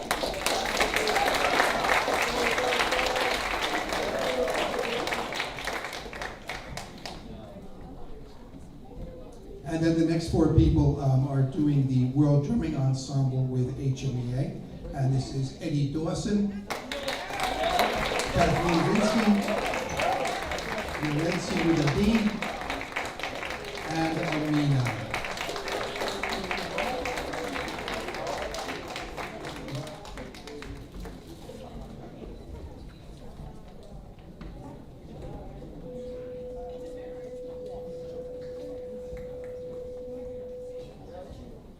Okay, now we move on to the all-county performance festivals.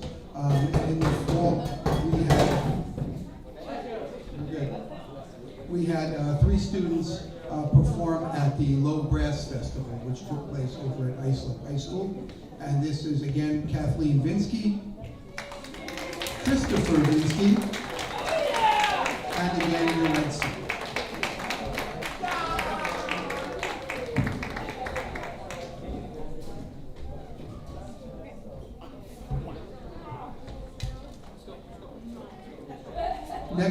have the all-county division performances. This person performed at the all-county Division II East End Concert Band, and this was Joseph Penafiel.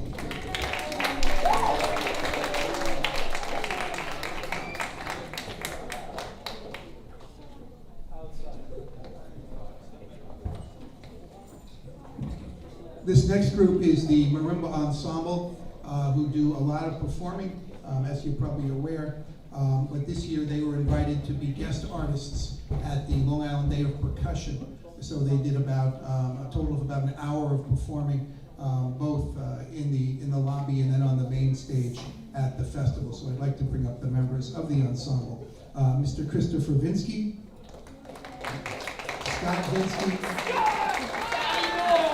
Ayana Eel, Hugo Quinton, Sergio Ross,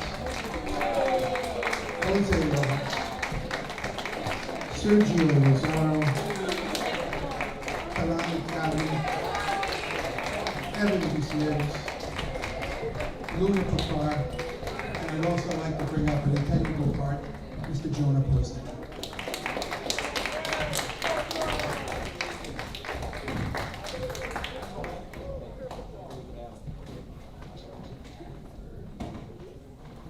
The next three certificates are from the Suffolk County Music Educators Association, and this was for, since everything was virtual last year, they did a virtual division concert, and these people aren't aware that these certificates came in. So these three people that participated, Division III Orchestra was Scott Vinsky, Division I East Band was Joseph Penafiel, and Division I East Band was also Luis Penafiel.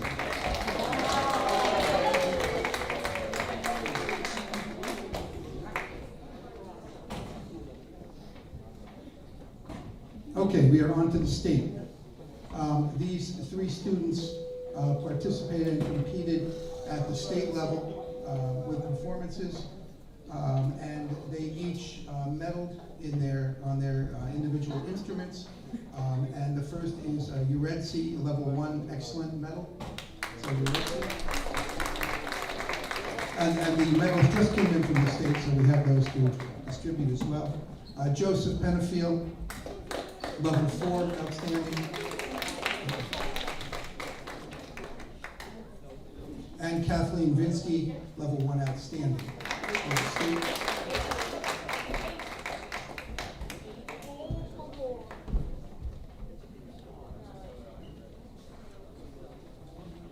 And the final recognition goes to a student that is in a long line of family members that have been part of the marimba ensemble for years here at Bridgehampton. And she has just been outstanding since she joined the group. She also played in the band in the earlier years, and when I am out, whether at a conference or training, the teachers that come in to cover the class are always thrilled because they just go, they hand it over to Ayana and she runs the class. And she can run the ensemble, so she does a great job. This award is going to go out on Tuesday's concert. What we're doing is today, and this goes out to just an outstanding person all these years. And we've seen her up here a million times today, Miss Ayana Eel.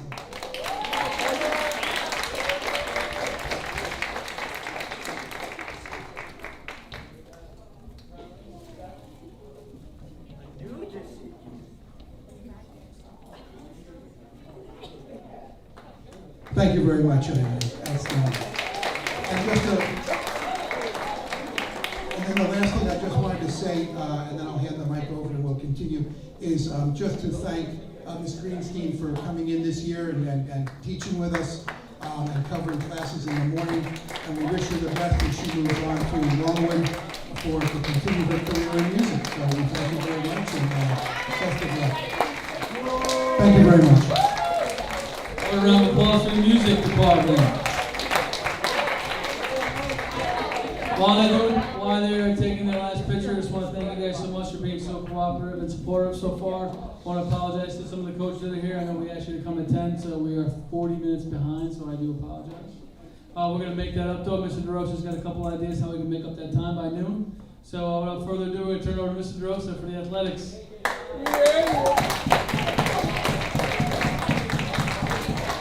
Thank you, everybody. And before I begin, we just got to say that was a great job with the academics portion. So let's give it up for Mr. Miller, all the teachers that came up here and spoke to you about awards today. Thanks, good job. But before we celebrate our athletes, our student athletes, I want to give recognition to those aside from the athletes that make days like this possible. So first, your parents and grandparents that are at home, those are the ones that are driving you to practices all the time, picking you up from games, giving up their weekends, their summers, so you can play travel. They make the ultimate sacrifice every season for you, for a number of different reasons, but most of all because they love you. So let's make sure we give it up to your parents, and at some point when you get home tonight, thank them and tell them how much you love them. You guys can give a round of applause for your parents.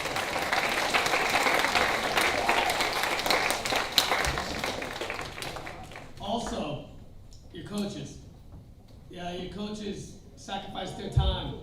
They spend about 5, 6, in some cases 7 days a week with you, working with you, pushing you, not just to be the best version of yourself on the field, but also off. It takes true passion to be a coach. We got some great ones here. So make sure you take the time to thank them as well today. So let's give it up for our coaches.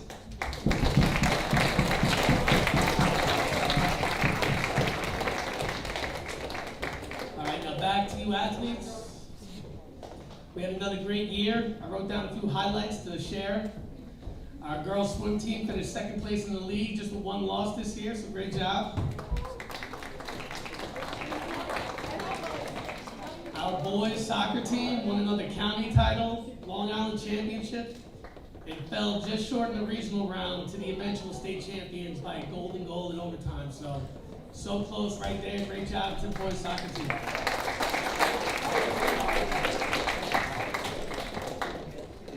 Boys varsity basketball team made a huge step forward this year. We're back on track and won another county championship. So great job to you guys. Congratulations.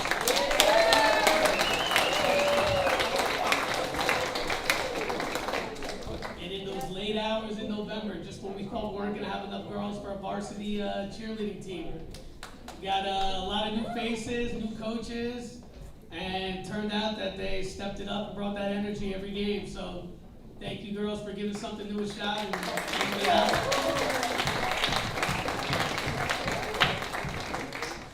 And of course, I'm sure we've heard it many times this year, but we brought back baseball to Bridgehampton after 43 years. It was great to be a part of it, and we even had some success out there on the field, so congratulations to the baseball team.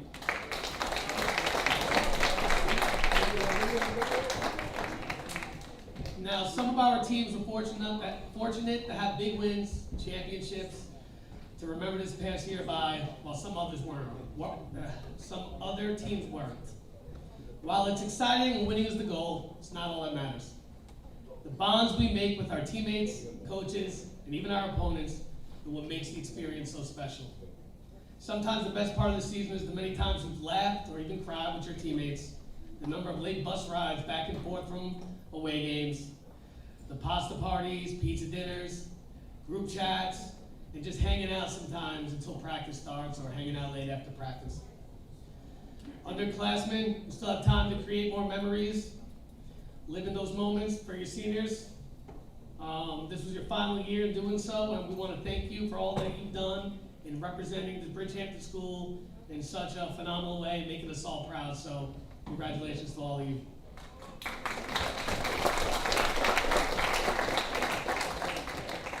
All right, we're going to get this started now. We're going to start with our fall coaches. I again apologize for the coaches that have been waiting. Also, there are coaches that cannot make it here today because they also have jobs and they work at neighboring schools. So we will have special guests coming up to read off something that they sent in.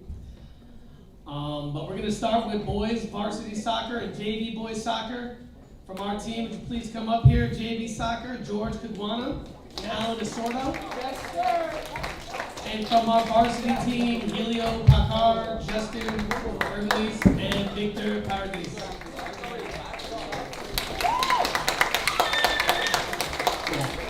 And here to speak about the boys varsity soccer team and JV soccer team, we have JV coach Mark Shimmer and varsity coach Peter Solo. Thank you.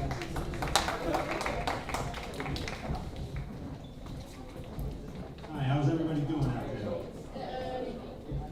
All right, let me read some remarks about the JV soccer season. It is always a pleasure and honor to have students from Bridgehampton join us on our soccer teams in Sag Harbor for the fall season. This past season, we had 3 students from Bridgehampton join us and become a part of the JV soccer team's efforts. They are George, Mixar, and Alan. They became valued teammates and helped the team achieve 3 notable achievements this past season. Notching an away win at Southampton, which doesn't happen very often, an away win at Southold, teams that are normally very hard to win against when we play at their places. We beat them at their places this year. And a memorable and notable win against Senator Riches in a home game later in the season, a team that we have never beaten before in many seasons of trying. So the 3 terrific achievements that the team achieved this year. We hope and look forward to having George, Mixar, and Alan join us for another season this coming fall, as well as welcoming any other Bridgehampton students who'd like to come out and participate in our middle school, JV, and varsity soccer teams. Come on out, guys. Join the action. Let's have some fun. All right? And it'd be great to see you guys out there. At the conclusion of the JV season, I have a long-standing tradition of awarding team awards to very deserving players at our season-ending pizza celebration. Both George and Alan were award winners, and I'd like to read the comments I made about them at the celebration. And if they're behind me, can they step right on up there, guys? Come on. Yeah, George. Yeah, George!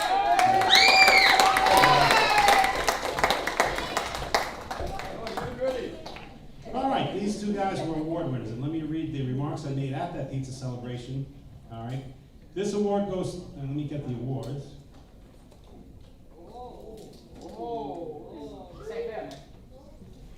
This award goes to a member of the team who started the season in a quiet and unassuming manner.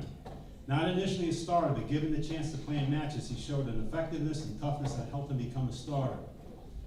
As the season progressed, he developed into an essential presence on the field in our games. To his credit, he was also willing and able to play several different positions in games to help the team achieve a successful outcome. In addition, he worked effectively with his teammates to move the ball up the field to get the ball into a position to score. Indeed, of the 32 goals the team notched over the course of the season, he managed to score 2 of his own. A winner of the Most Improved Player Award and a valued Bridgehampton teammate is George.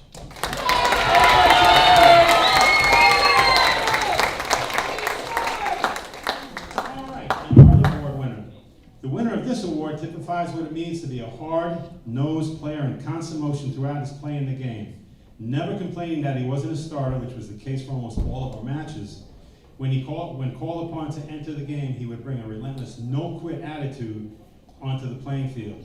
2 of the P's we stressed this season were certainly evident in his play this season: pursue and pressure, which he provided in spades.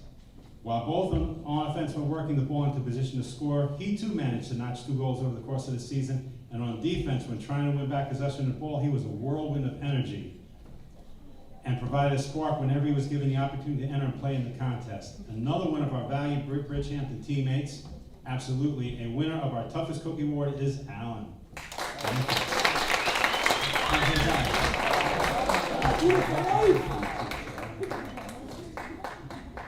And at this time, I'd like to present our varsity coach, Coach Solo.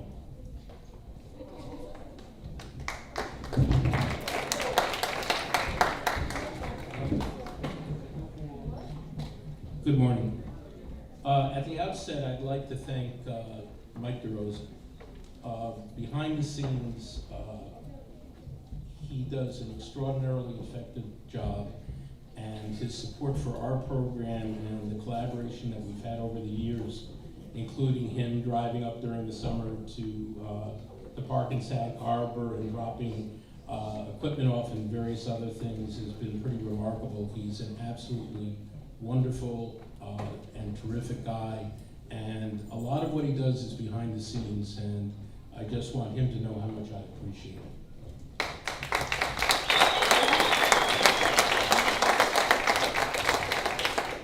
The The 2021 Pearson varsity season was momentous and filled with achievement.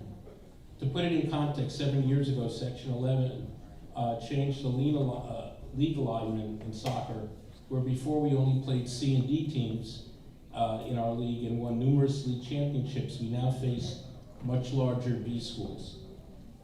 But not just simply much larger B schools, but schools that had won multiple state championships since I've been coaching. Center Mauritius, Mattatuck, Port Jefferson, Babylon, and Southampton. And in spite of this, our team was competitive and finished with a winning record.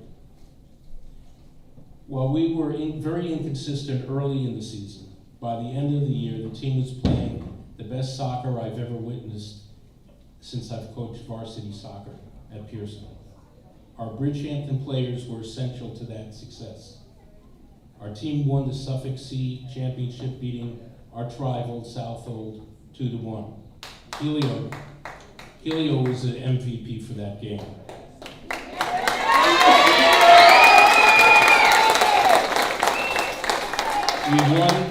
We won the Long Island C Championship, beating Carl's Place 1-0, and lost, as Mr. DeRosa said, in overtime in the regional to Alexander Hamilton, the team that ultimately won the state championship. No one played them tougher than we did, and the game that we lost to them in could have gone either way.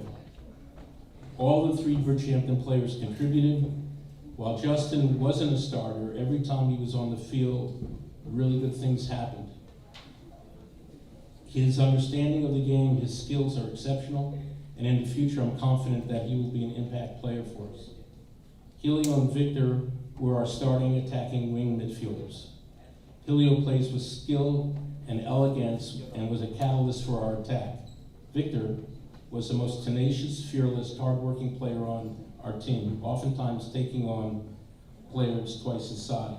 They were essential to our success. I brought the kids, I'll give it to them later, pictures that we took after we won the Long Island Championship. And this is something special for Victor.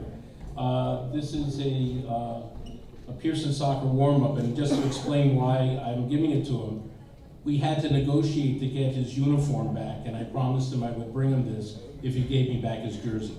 So this is for you. I'm retiring this year, not only from coaching, but from teaching. And before I leave, I want to take a moment to speak about the more than 20 years experience I've had coaching kids from your school.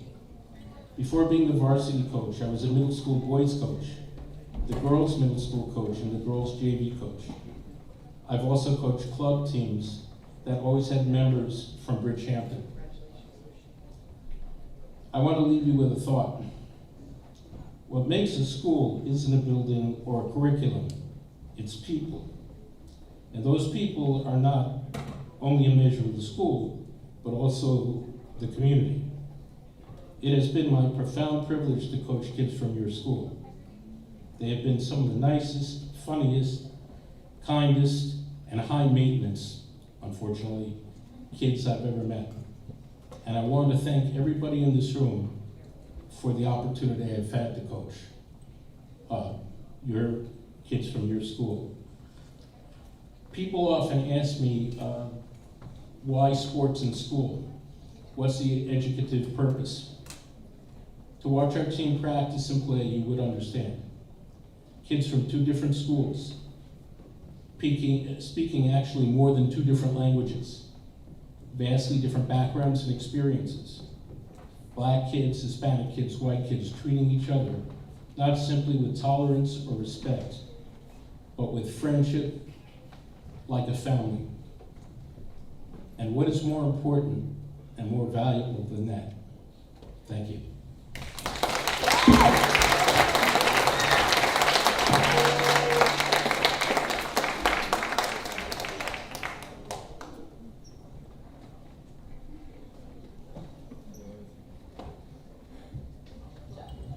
Thank you, Peter. Thank you, Mark. Those are some great words of wisdom.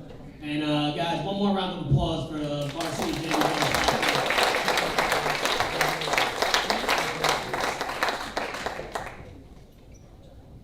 All right, next up, we have our varsity and JV girls volleyball team.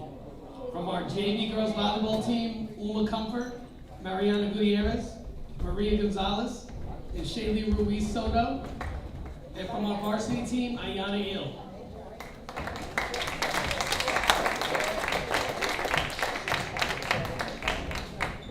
And here to speak about them is varsity coach Donna Fisher.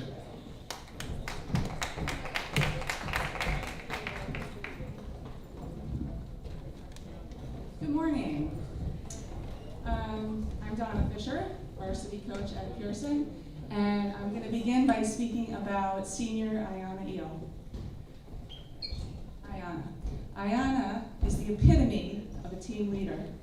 Ayana joined varsity volleyball when she was young and in middle school and showed such enthusiasm, desire, and determination to learn the sport of volleyball. My first impression of Ayana was, I love this kid's spirit. She played outside and right side and was always willing and ready to jump on the court and play her best. Her smile is contagious, her energy is positive, and her competitiveness is in check. Her smile lights up the entire gym. Fast forward a bit to 2019 when the team went to States in Glens Falls for the second time. Ayana's sister Aziza was on the bus. Ayana worked very hard and tirelessly to make the team, joined us on the bus to States, and was there ready to go. Ayana always made her way to make every team dinner, car wash, bake sale, team workouts, team meetings on Saturday mornings.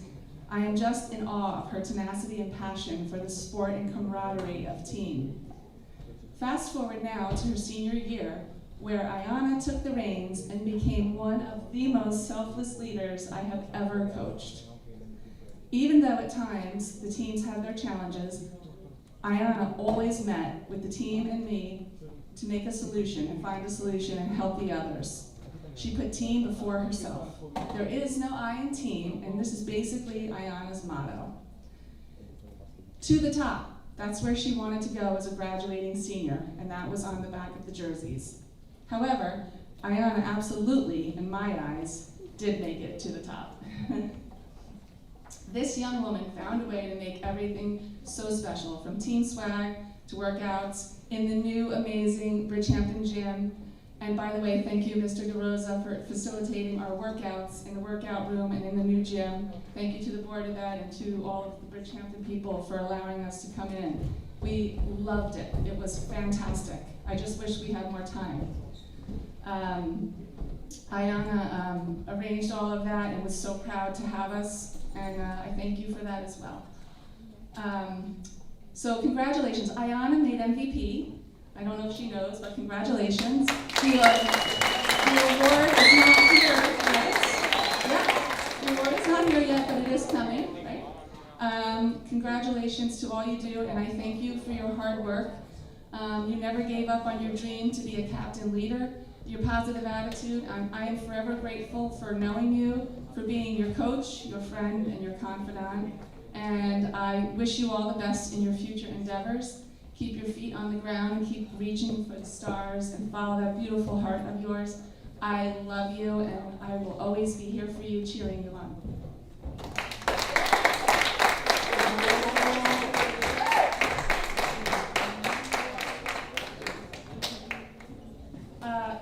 Now I'm going to speak a little bit briefly about the JV. Shaylee, Maria, Mariana, Uma, and Maria. Congratulations, girls, on a very successful JV season. Thank you for all of your hard work, for coming to workouts and preseason, and working hard all season long. I know you had a very successful season, and congratulations on that. I appreciate all of your hard work and your support on your JV team, as well as to the varsity team. And I wish you all the best in your future volleyball journeys. Thank you.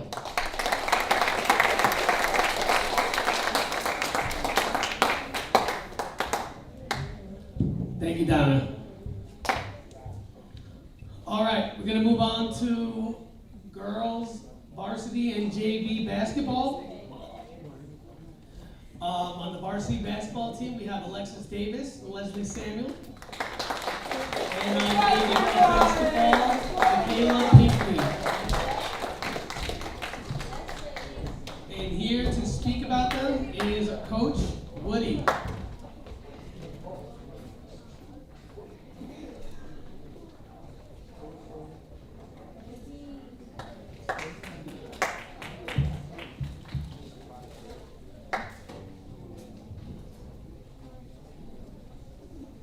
Hey Bridgehampton, how you doing? Love this auditorium, the old gym, looks great. I brought flowers just to cover up the fact that I didn't get dressed up for you, so I'm sorry. Let me just quickly speak about JV basketball and actually the entire program. This year was all about small steps, achieving little goals. Winning wasn't the ultimate thing for us. We wanted to look into building the program from scratch, as everything, COVID took a big hit on our program. But Bridgehampton is a huge part of Pearson Bridgehampton basketball. Two of the girls here are starters on our varsity team and huge roles for our team. But back to JV, quick story, and where's Michaela? Oh, hey, how are you ladies? So I was at a practice and I was trying to get the girls to get a little bit tougher, a little bit more aggressive, and so I said, hey, guys, I don't know what you're doing, but you're just not really attacking the basketball, and we're doing a fast break drill, and I said, the next person who goes down the basketball court and puts the ball in the hoop without hesitation or whatever, just attacks the basket and puts it in, I'm getting you something. So Michaela was up next, and she flew down the court really hard. She's very fast. She can be very aggressive. Somebody got in her way. She picked up the ball. They got out of her way. She put it back down, and then she attacked the basket and laid it in. And I said, hey, that was awesome. Way to attack. And then she came up to me after and said, hey, coach, what's my prize? And I said, what's your prize? She said, yeah, I attacked the basket. I put the ball in the basket. And I said, oh, well, yeah, you did an amazing job. You did double dribble. So I don't know if I can reward you for that, but now that I think about it, Michaela, I owe you, because I didn't say anything, no rules. I said get to the basket, and you did. So, awesome. I'm proud of you. Anyway, so Michaela, a future building block of our program. Congratulations to you, Michaela Pinkton.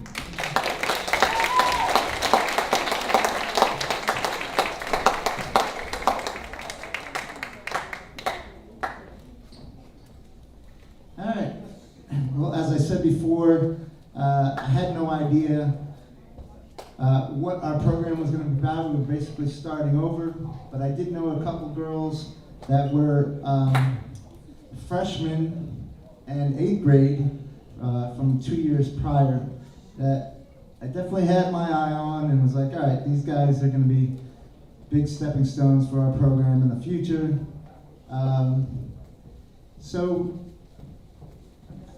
In all honesty, when we started this season, I really didn't even know how we were going to get the ball up the court. And I'm not really exaggerating. I didn't sleep at night. I'm like, all right, what are we going to do? I don't know who's going to bring the ball up.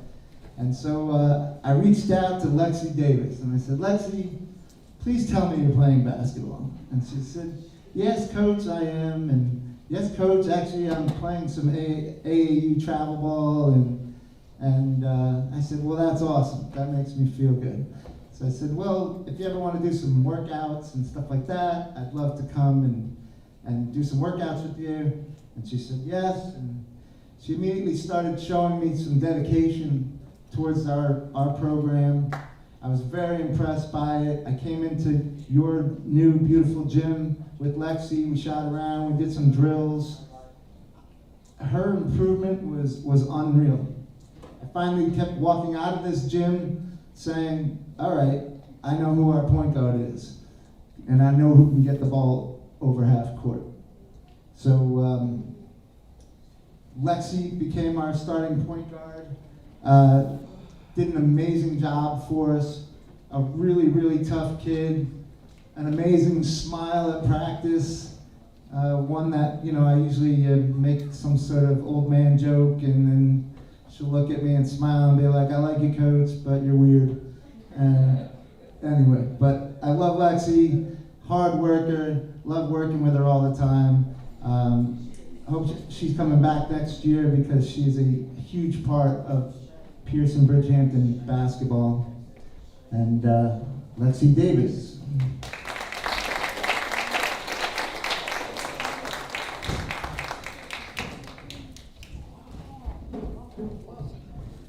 All right. One more thing I was very unsure of, and that was who was going to help Lexi bring the basketball up the court.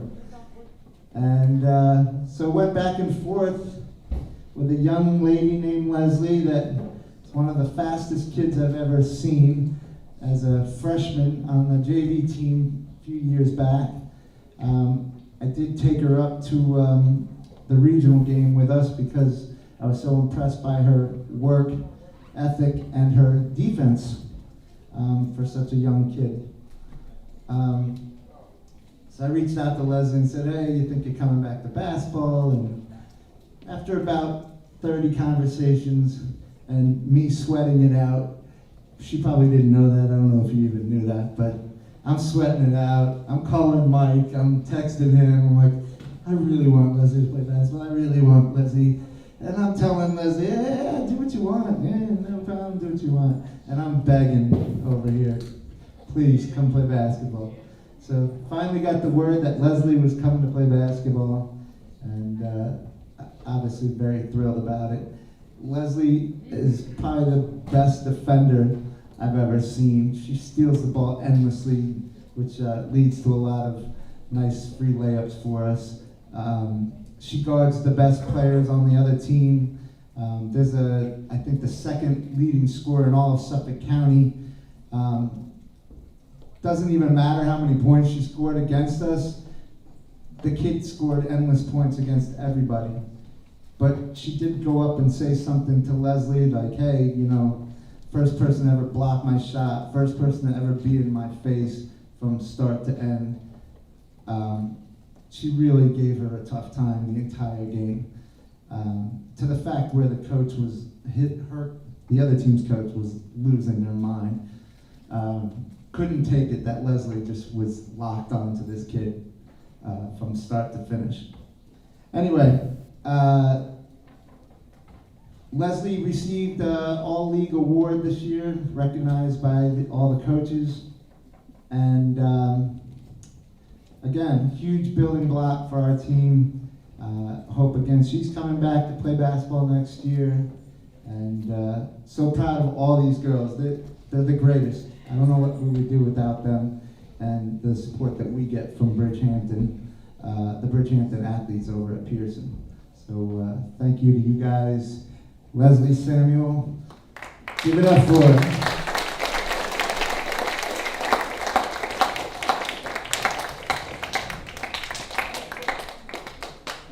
All right, thank you, Coach Woody. Thank you, girls. All right, one more round of applause for the girls basketball program.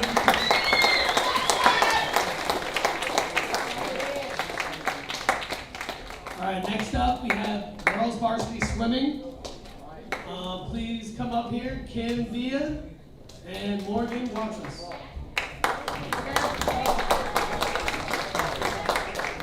And here to talk about the girls varsity program is the coach himself, Mr. Craig Brearley.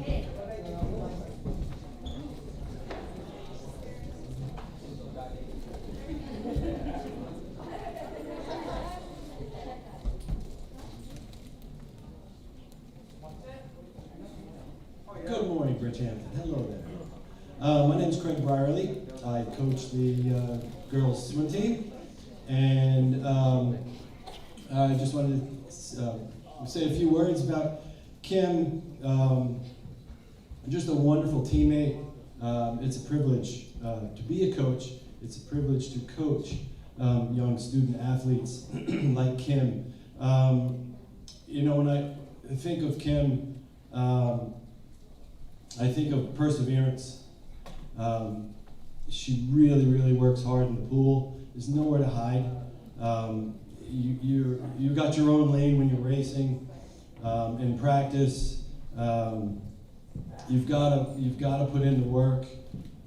You're motivated to get better because you want to help your team. And you know, Kim really inspired her teammates through her hard work. And sometimes being a little hard on herself because she's never satisfied, and always wanted to get better, and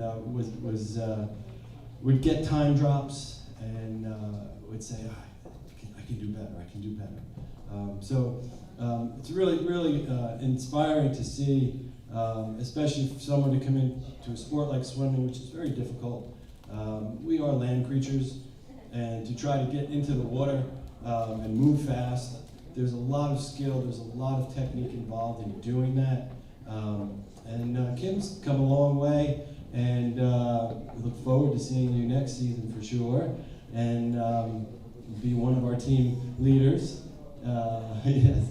Each year they progress through that leadership role, and we really rely on them as they become seniors to really lead the team. So the success of the team is really shows the hard work of each of the girls. I mean, they finished second in the league last year. They continue to be one of the top teams in the league year after year. They were 8th in the county out of 26 teams. So really a quality team, and I look forward to next season. So Kim, thank you so much. Thank you all. Thank you, Coach Brearley. Congratulations, Kim. We're going to be moving on to some coaches that are not making it yet. So next up, we're going to do girls JV soccer. We have Michaela Pinkney. Like I said, Coach Scala could not make it today, but she did send in something, and we have a guest friend, everyone's favorite, Ayana Yale, going to read it for us. The JV girls soccer team was made up of a group of hardworking and positive athletes. I was very fortunate as a coach to work with a team that was so supportive and accepting of each other. All players showed me on the first day that they had the qualities of being team players. I'm so happy that I have had the opportunity to meet such an optimistic, hardworking, and caring player, Michaela. Michaela was the only player on the team that was coming from Bridgehampton. Since the majority of the players were from East Hampton, many of the players knew each other prior to soccer. Michaela possessed qualities of bravery and determination, which were shown immediately when she was getting to know all of the players. Michaela has always displayed her kindness, positivity, empathy towards others, which made it easy for the team to welcome her into the soccer family. Michaela was a player with many talents. She was able to adapt to the different positions on the field, from goalkeeper to outside defender to outside midfield. Whichever position I asked Michaela to play, she would immediately say yes. Michaela always had a smile on her face. She was a player that was coachable and willing to always put in her full effort in practice or a game.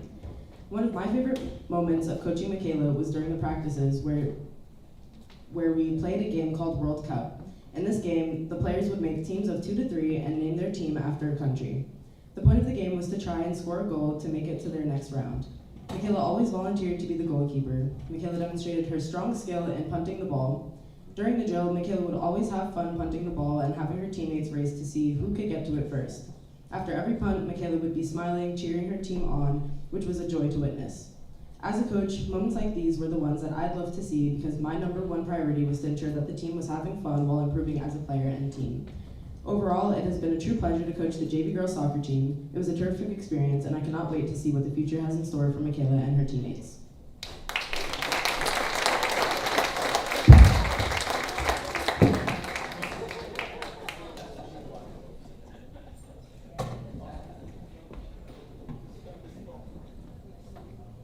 Thank you, Ayana, and again, congratulations, Michaela.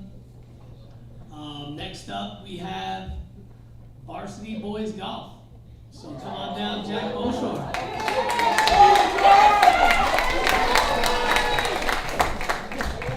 And Jack, I'm sorry, but Coach Schulman could not make it, but we have Uma Comfort here to read in what he wrote about you.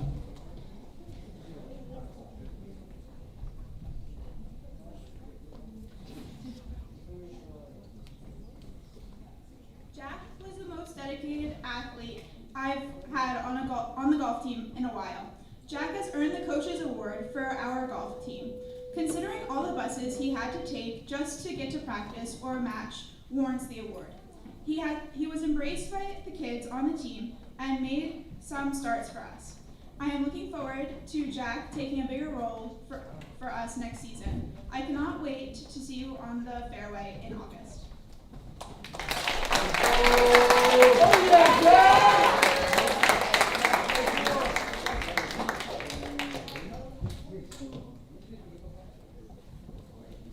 Thank you, Uma. And again, congratulations, Jack. Our next sport we have is modified soccer. Please come down, Dave Air Cabanas. Elder Cruz. Henry Luca Hope. Santiago Posada. Joe Pettifield. Luis Pettifield. Steven Telbanco. And Amanda Gutierrez.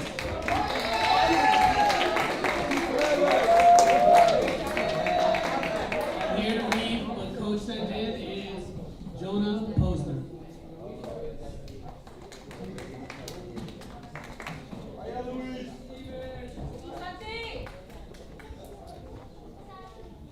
This year's Pearson Bridgehampton MS co-ed soccer team had a successful season. They were a team that stayed together, whether in warm-ups, on the bus to and from away games, and in victory or defeat. This group of athletes showed a relentless work ethic and commitment in game situations. With the ending of our season, this group of athletes have plenty to be proud of and plenty of memories to take with them.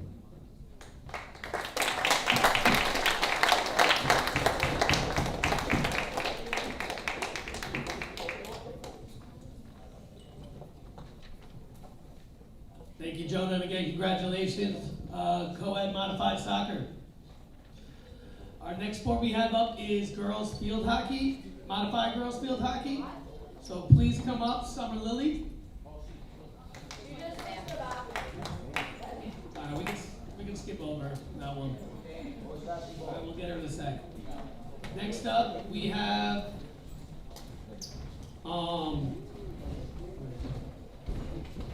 varsity winter track from our winter track team, Sarah Capon and Ayana Spears.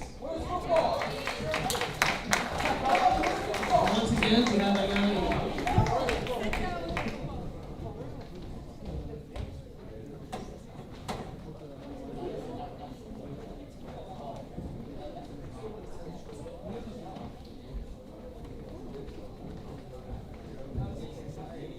It was so great to be back indoors for our winter competitions this year. Last year, indoor track was outside, real cold, winter track, and our seniors with all the indoor experience have graduated. This year, none of the girls had ever stepped onto an indoor track before. The first few meets were a learning experience. The team improved at nearly every single meet. Coaches Malecki, DeLuca, and Cuesta want to thank each and every one of the girls who participated. It was nice to have Sarah Capon and Ayana Spears from Bridgehampton.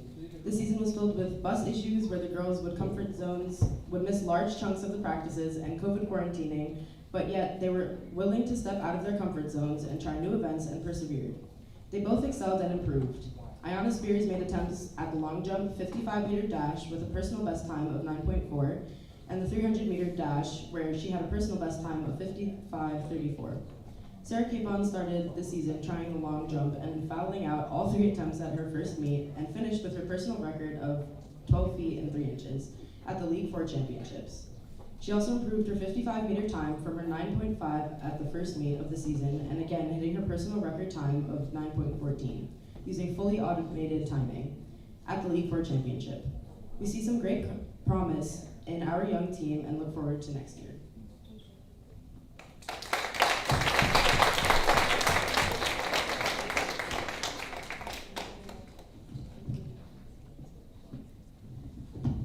All right, thank you, Ayana. Congratulations, girls. Next sport we have is boys modified football.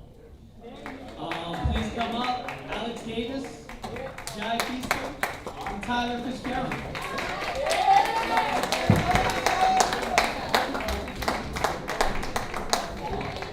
And once again, to speak about the football team, Ayana, you.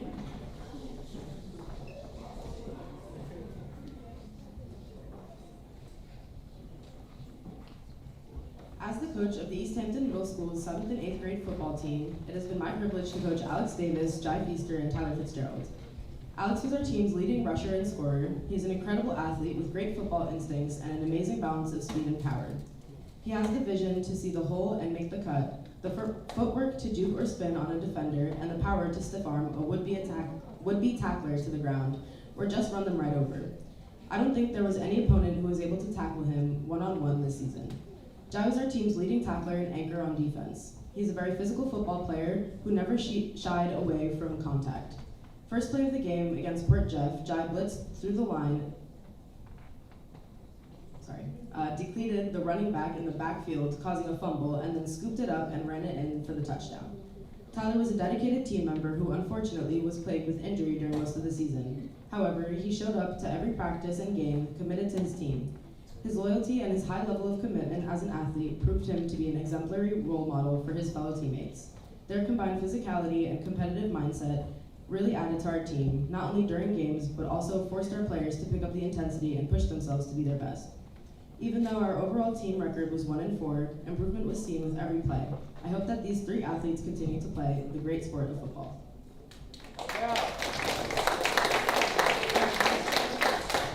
Thank you, Diana. Congratulations again, boys. Next up, we're going to move on to JV football.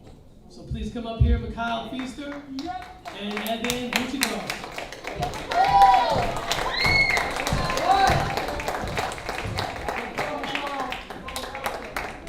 I'm sorry, Coach couldn't once again make it, so we have Uma Comfort.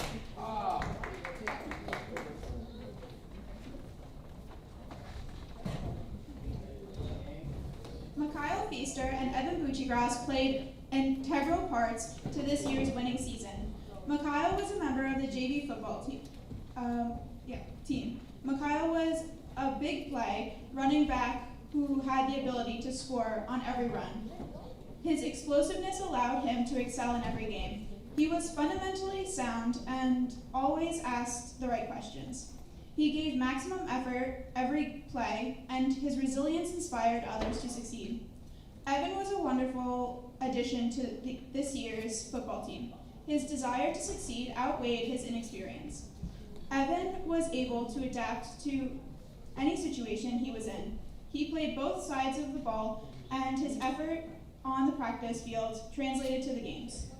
He is coachable, driven, and a good teammate.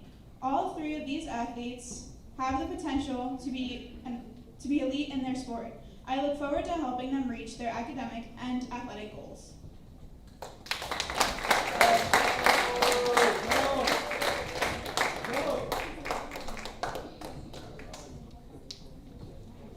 Nice smile, Mikhail.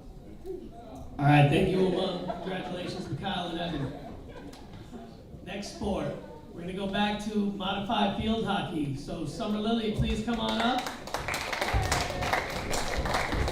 And I'm sorry, once again, Coach Frank couldn't make it, so in her place we have Chris Vinsky.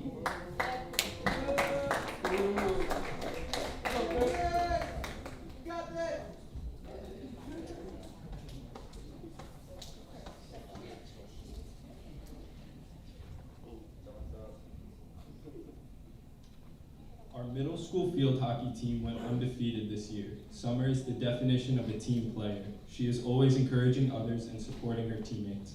I am so proud of all she accomplished this season.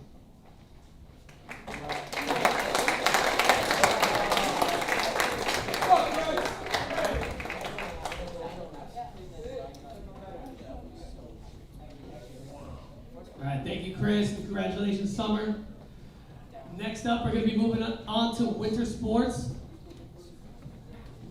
We're going to start with boys modified basketball. So please come up here, Zachariah, Christian Pinkney, Santiago Posada, Tyler Fitzgerald, David Cabanas, and Adrian Molina.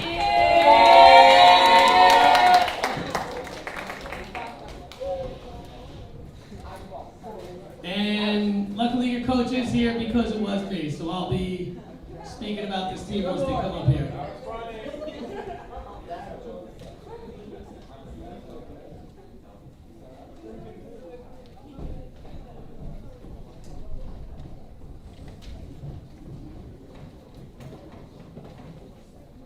right, so as you can see, this was our modified basketball team. We have 6 guys up here.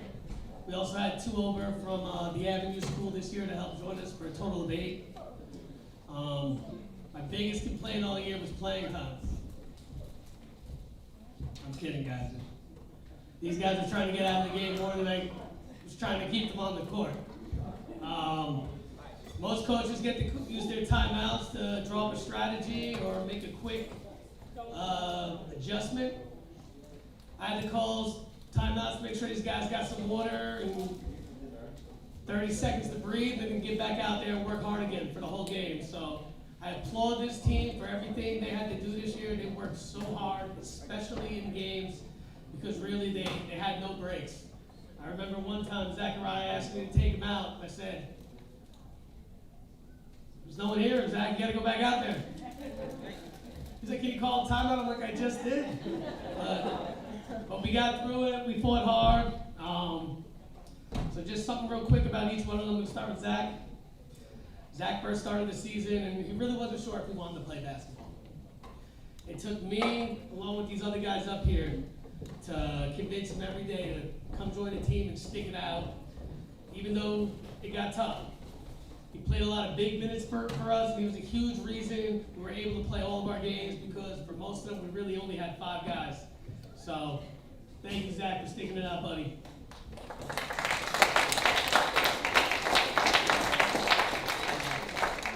Christian Pinkney, he's a guy you can tell right away when you meet him. He just loves the game. He is a slasher, and he'll surprise you with his. He'll surprise the defense with some crafty moves, coming off the dribble, pulling up, doing a little floater. He's also not afraid to let it fly from deep. So, congratulations, Christian Pinkney.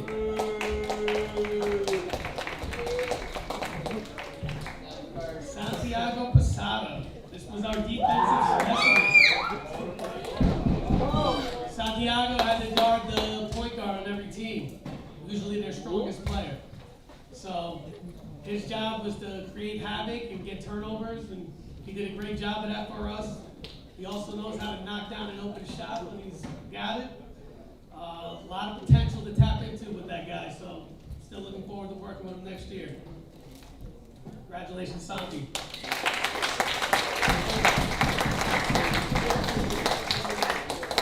Tyler Fitzgerald. He's got a game a lot like his older brother. Does a lot of the dirty work. He'll get there, Dylan, don't you worry.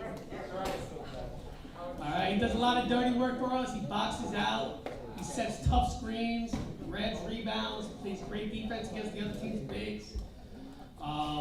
He's a tough kid. And I just really want Tyler to start believing in his own self as much as I believe in him. And I can see him having a good basketball career, even better than his brothers. Okay. No, but Tyler's a great teammate, so give it up to Tyler Fitzgerald.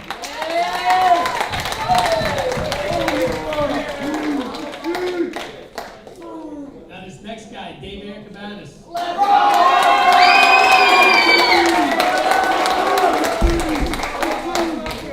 Cabanas, my bad. He can do almost anything on the basketball court. He can play big, play small, play fast, go coast to coast with it. He got hurt for us, and he was even out for a few games, which really hurt the team bad. But he showed up every day at practice, rooting on the team, helping guys, helping me coach when he could. But he then came back for us at the end of the season, played through some pain, stuck it out. This guy can do everything, so he is our Unsung Hero Award winner. Congratulations, Dave.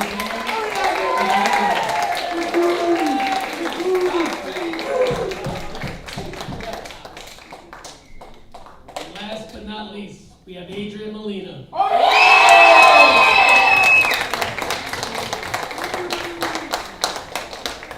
Adrian was the guy that we called on over and over to be strong and bring the ball up, take his man off the dribble, get the offense started. When Dave Air went out, we needed someone to step it up for us, and that's exactly what he did. He made a lot of strides from the beginning of the season to the end.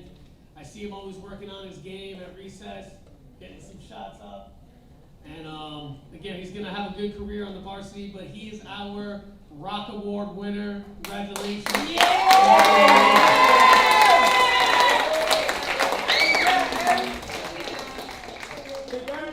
So I just want to leave them with this, my 8th graders. I cannot wait to see all 3 of you on varsity next year. I want you all sticking with it, working hard. I know Ron's going to get you guys going. He's going to improve your game. And 7th graders, it's your time to step it up next year and be our team leaders. So congratulations, Modified Boys Basketball.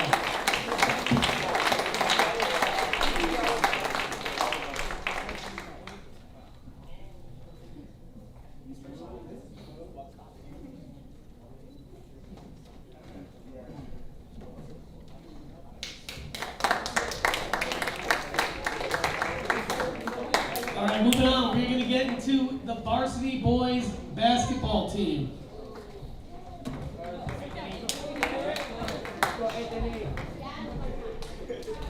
Please come up here. Chris Finsky, Scott Finsky, Dylan Fitzgerald, Jack Beaushore, Mikal Feaster, George Capuano, Evan Puccigross, Marquise Thomas, Alex Davis, and Jai Feaster.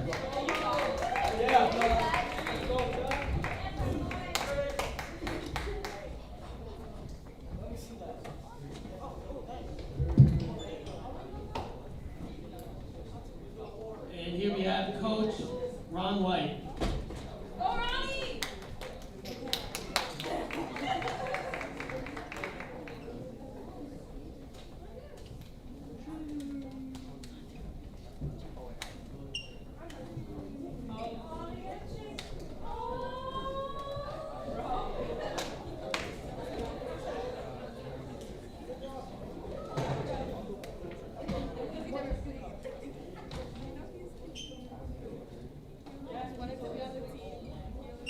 What is it? Is it good morning or good evening? Which one? Good afternoon. First and foremost, I want to thank the Bridgehampton School for allowing me to give back in this capacity. You have no idea what it means to me, both being as a coach and also on the school board. It's certainly a blessing and a privilege. So thank you for that. I'm a part of a group text. It's got a couple of college coaches, a couple of high school coaches. And one of the coaches, he coaches at the University of South Florida. He asked the question like, why do you do what you do? Why are you coaching? Like, why are you doing that? And he didn't tell anyone to answer on the text message, but he had to go away and reflect. And I prayed on it a little bit. And, you know, my God kind of steered me to exactly what I'm going to say. And many of my players have heard this story over and over again, but I feel very compelled to tell you all because it means a lot to me. Some time ago, I was being a knucklehead on a motorcycle, going 90 miles an hour, and I wiped out. And I crumbled myself. I was airlifted to University Stony Brook Hospital. They put me in emergency surgery immediately. Had 17 surgeries in a matter of 4 hours. There was a chance that I would not walk again. Prior to that, I was probably just as athletic as most of these guys. I was full of myself. And I couldn't really look at my mother-in-law and said, I love you. I was kind of like a lot of athletes. We were very full of ourselves. You were okay in football. You were okay with basketball. You did a little bit of track, and you know, there you are. So I'm stuck on a hospital bed and constantly asking God, why this happened? Why this happened?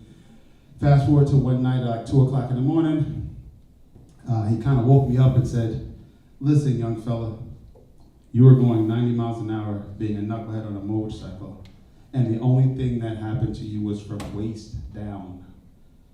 My spine was intact, my brain was intact, my heart was there, I was still breathing, I can still speak to my now 19-year-old son, Elijah, and my beautiful wife, Milena, and I was still here. And he said, God said, your heart is in the right place, your mind is in the right place, but your walk was a little suspect. You were moving a little too fast. You were not taking time and giving back and really diving into the things that matters the most. And he said, I'll tell you this, if you wake up one more day panting and being negative about what happened to you, I'm going to punish you even more. So that day, I realized that that motorcycle accident woke me up a little bit. 1 year after that, I joined the school board because that's what he'd driven me to do. And then I asked Coach Johnson for permission to be a part of his coaching staff.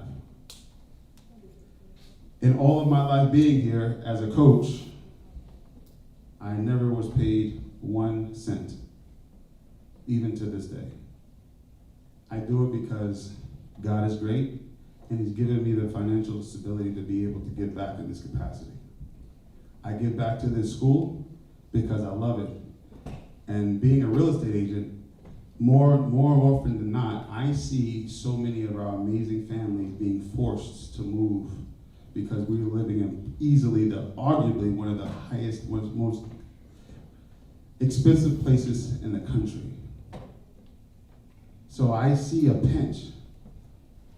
And my passion for coaching and my passion for being a part of these young men's lives and being on that school board, we started at 5 o'clock yesterday and we ended at 10:30, and I know our superintendent didn't get home probably until midnight, and she's back here. We do this because we love it. I do it because I love it. I do it because I want to be able to tell my story as often as possible to any kid that will be willing to listen. I am passionate and I am serious what I do. I love what I do. And my job, hopefully, is to get you to be the better version of you.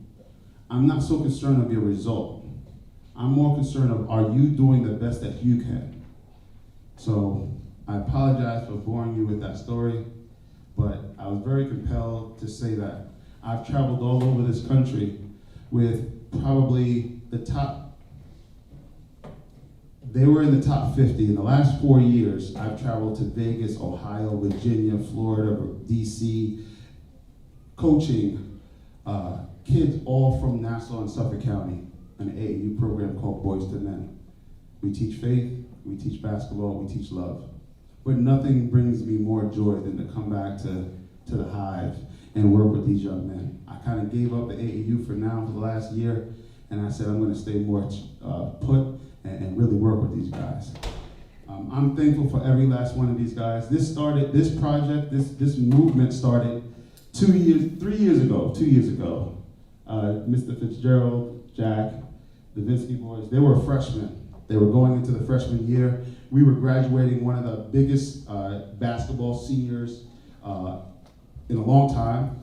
We had just finished, we just lost an Elite Eight, and now we're figuring out what's going on with varsity basketball. And we had 2 returning seniors, 2 returning players, and we're trying to figure out what do we do? Do we go JV? What's going to happen? And these young men, the juniors of today, they sat us down right here in the old gym and said, with the athletic director and principal, saying, Coach, we can get beat up. We want to play varsity. We'll do whatever it takes. We're going to play varsity. We're going to accept this challenge. We don't want to go away from that. Let's be a varsity team. Nevertheless, we lost every game. We're 0-18. But I tell you one thing, every last team, including the coaches, left that court saying, you guys are well on your way, man. And each game, from the start to the finish, our team got better and better and better. I do have their awards. I held on to it specifically for this day. I have awards for some of these young men that actually gained those awards when they were freshmen one of which is a Rookie of the Year. Scott Vinsky was the Rookie of the Year his freshman year. He was also named to the All-Conference team. He was in the top 3 of the most made three-pointers as a freshman in a varsity level. Chris Vinsky, this is going to be a trifecta for him. This is his 3rd year being named to the academic all-county honors. He's an academic excellence, always being somewhere around above 95 GPA. So student athlete, it's not an athlete student, it's a student athlete. You have to make sure that you push yourself in the books first, be a great person. I promise you athletic will follow right suit. Chris also was honored as All-League. Last year, 6 days to prepare for 6 games. Just like in soccer, our conference was made up on a couple of CD games, and then we played a bunch of Class B teams. Almost every team, with the exception of Ross and Shelter Island, made it to a playoff, whether it's Babylon, South Holt, Southampton, Mattituck, Port Jeff. Everyone made it to the playoffs. I definitely did a little research. I will say that we are probably the smallest size-wise, not heart-wise. Heart-wise, we're probably up there. But as far as size-wise, physically, we are the smallest school, smallest varsity team in the nation. We're the smallest, size-wise. Heart-wise and desire-wise, we can fight and deal with some of the biggest teams out there for sure.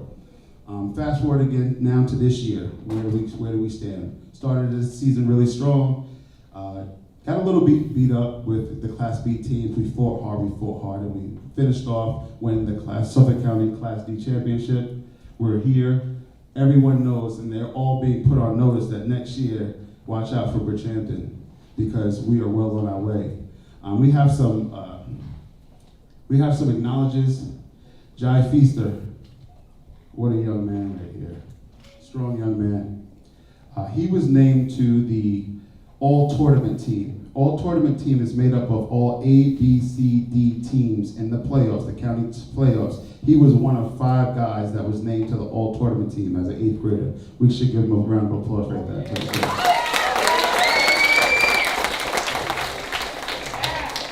To finish off as an 8th grader, you have Mr. Alex Davis.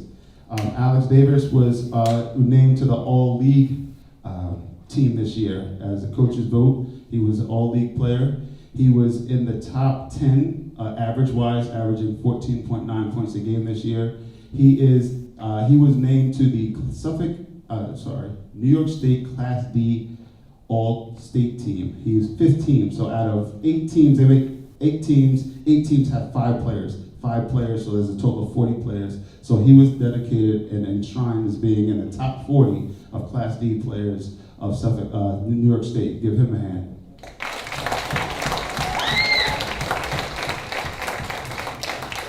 Our team, it's really all about percentage, so be careful when we say this. It's all about percentage, because it all depends on how many shots you've taken. But there's certain things that we should definitely highlight. Bridgehampton was number 1 in all A, B, C, D teams of the most three-pointers made. We beat everyone by about 21. The closest team was 21 points away, 21 three-pointers away from us as a team. That's a clap. That's a clap right there. Scott Vinsky was actually tied with the number 1 scorer of the county, which was a young man from Mattituck, Mr. Lucas. He was tied with the most three-pointers made in the actual Suffolk County. So give him a round of applause. In all of AA, A, B, C, D, Bridgehampton was in number 8 out of all the teams. Now we're talking about Brentwood, Smithtown East, Sachem East, Connecticut, Longwood. We were number 8 out of all teams of Suffolk County of the most three-pointers made. So let's give our hands really quick. Really quick, just to talk really briefly, Mr. Kagwana. I can't say enough about this guy. His soccer coach, took all of the words right out of my mouth. Amazing guy, very positive, very willing to learn. I cannot wait to see his game. I hope to see him in open gyms coming up every Monday and Wednesday from 6:30 to 8:30. We would love to see him there. Congratulations, Mr. Kagwana. Marquise Thomas. I'm reminded of this one time when we played Babylon. Babylon was probably one of the biggest teams that we played this year. We played them right here in the high. Every single time I look on the bench, Marquise is looking down, but as soon as I look on the bench, he's looking up in my face like, what you gonna do, man? Like, I'm right here. Like, what's up, man? So I couldn't deny him this time. Marquise, go do your thing. He gets in there. First quarter, splash, corner three. Okay, I see you. Playing defense, he's in the top of the 2-3 zone. Deflection, out of bounds. Okay, Marquise, let's go! Coach, I got you, don't worry. We're playing. Splash, another three. What? Hold up, we're onto something here. We call the play, or we box. Coach, Marquise, you know the play? No play? Got you, coach. We run the play, box one. We swing it all the way around. Marquise knew the play, but he said, I gotta do it. Splash, another three. This man scored 9 points in 2 quarters against one of the biggest teams that we played this year. It's not about your size, it's about your heart, what you're willing to do. I'm sorry, I'm gonna speed up, I promise, I'm sorry. Jack Brochure, he was injured. But he wanted so much to be out there every single chance he got. He was very supportive. When he wasn't going to make practice, we knew he wasn't going to make practice. He'll let me know via Zoom, via Snapchat, via text message, via email. Coach, I'm not going to be there. But we are very, very, very honored to have a young man like him, strong, built like a stud, and we look forward to seeing you your senior year. Jack Brochure.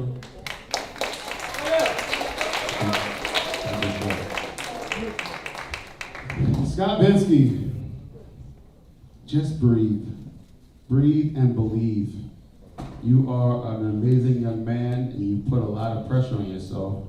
But if you just remember to go out there and have fun and shoot away and dribble hard, you'll be just fine.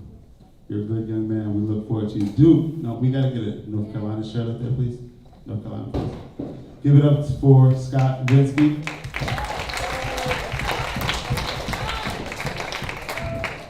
Chris Vinsky, wait, which one are you? Are you Scott or?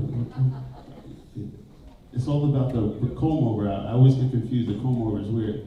So Chris Vinsky, he started off as a point guard when he first here for his freshman and sophomore year, and then all of a sudden we had 2 amazing guards come in, and therefore we was able to kind of relinquish him of that duty. And it was probably a really big adjustment because having the ball in your hand all the time for the last 2 years, all of a sudden now you're sliding to be a shooter and an off guard. It's like, wait, coach, this is kind of weird. This is kind of awkward. I'm normally kind of starting things.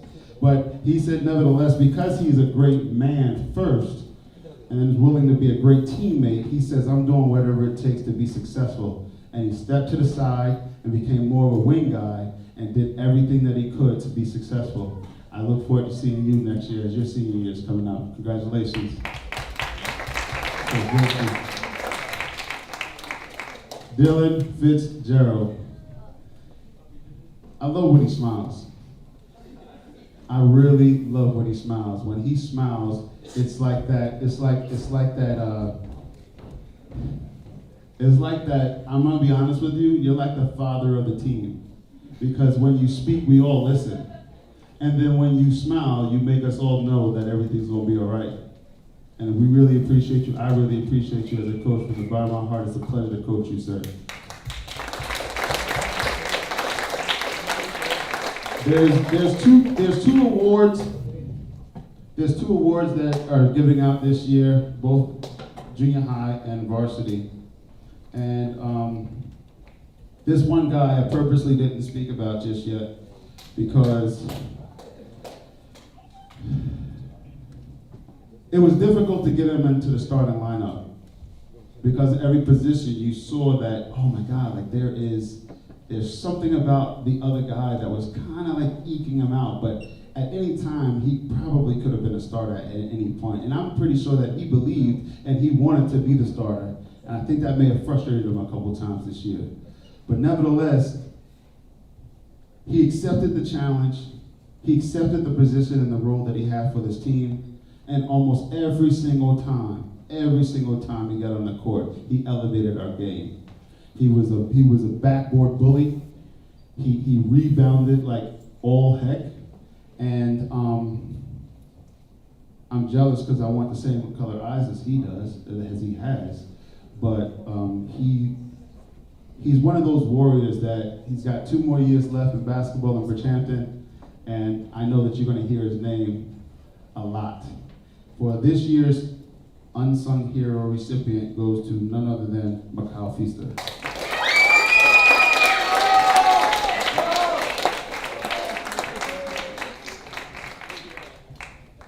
My last award is the Rock Award. This award goes to someone who is just resilient nonstop. He's willing to do whatever he needs to for his team and for himself. He puts himself last at all costs. He has, since freshman year, has always been playing against some of the major sticks. He was always the smallest guy in the paint.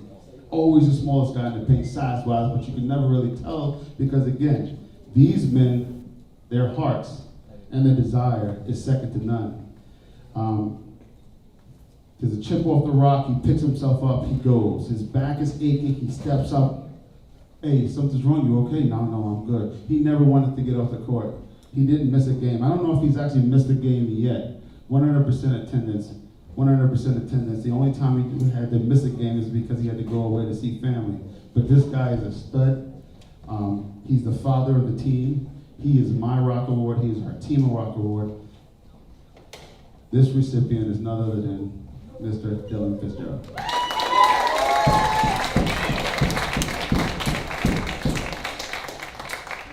Again, I appreciate the opportunity to work with these men, 8th graders. Please accept this challenge. I promise you there's going to be a lot of jokes, a lot of happiness, a lot of pushing, a lot of dinners at my house, a lot of car washes, a lot of fun, and I promise you we will work together, me included, how to become better men for society that will hopefully translate into being better basketball players. Thank you all again. I appreciate you.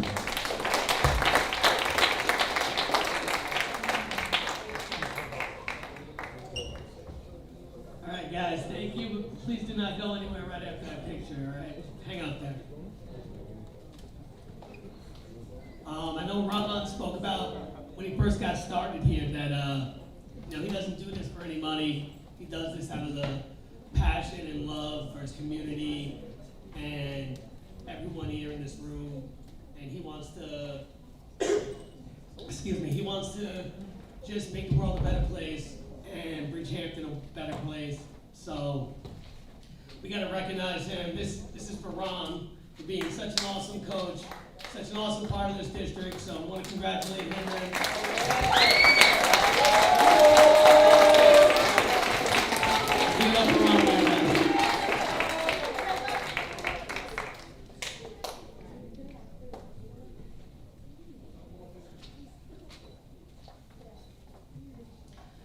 All right, we're going to switch it up a bit now. We're going to actually skip all the way to one of our big 3 awards for the seniors. We actually have Mary and Jules in the building, so would she please come up here to the mic?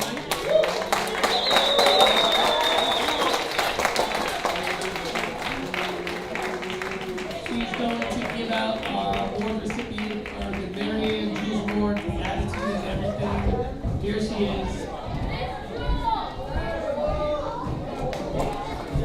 Hi everyone.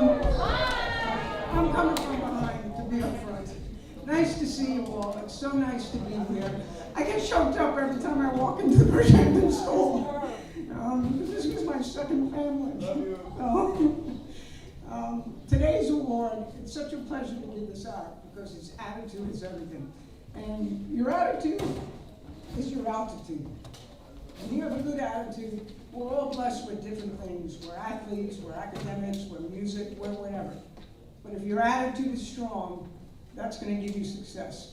And that's something I tried to preach. For those of you who don't know me, I taught here for 32 years and had a wonderful career. And I miss it.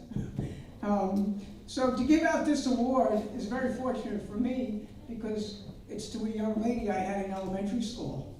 I'm not really that old, but I did have her in elementary school. And I could tell then that she was going to be successful.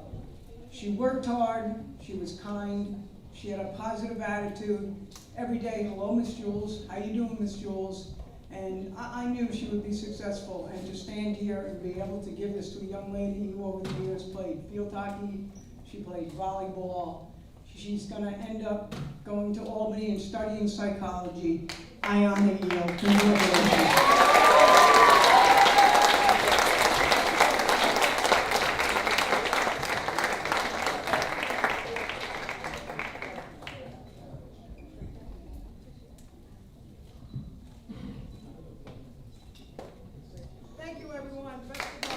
Yeah, give it up for Miss Jules. Thank you so much. And one round of applause going on as well. Alright, so as Mr. Miller told you before, how we're gonna get creative this year with making up for the time. We're actually gonna take a brief intermission right now because it is 12. We're all gonna go to the cafeteria and get pizza. Alright, so at this time, let's listen up to Mr. Miller. Alright guys, just take a seat 1 second. I know you've been sitting for a long time. Guys, just give us 2 minutes. I know you've been sitting for a long time. We truly appreciate it. We still have probably another 30 minutes, and then we also have a 13-minute video. So what we're going to do is we're going to take a break. All the lunch tables are outside on the patio. We're going to sit together as a family, 6 through 12, outside on the patio. So right now, we're going to ask 11th and 12th grade, go to the cafeteria, get your food, grab a seat in the patio, and we're going to send everyone out. And when everyone's done, we're going to come back here and finish up because we want to make sure everyone gets a chance to be celebrated. So only 11th and 12th. Only 11th and 12th should be leaving right now. Make sure you go directly to the cafeteria, 11th and 12th grade.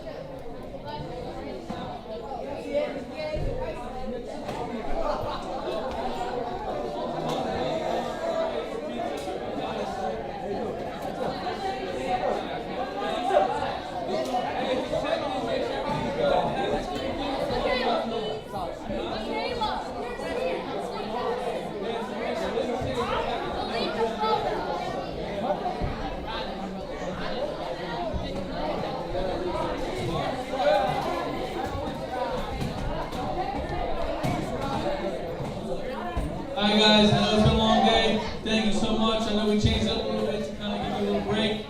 Appreciate how awesome you guys have been today. But we're going to just make sure we continue being great, paying attention, doing the right thing. So, Mr. Barker, are we still good to go up there? We're good. Mr. Barker's live streaming now, so we're back. Thank you guys so much. We got around another 20 minutes of awards. And then we want to thank again Mr. White for his great slideshow today, so we appreciate it. So, Mr. DeRosa, sorry to cut you short, but thank you for everything. Thank you. All right. I hope we got a little nice snack. We're ready to get back to this. We're going to start with our varsity cheerleading.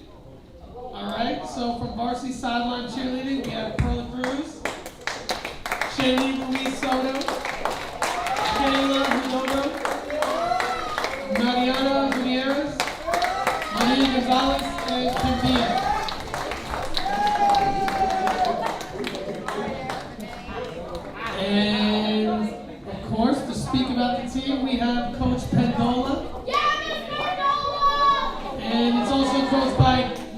Ms. Pernesky, as we all know, she can't be with us, but I'm sure she's gonna FaceTime in just like last time.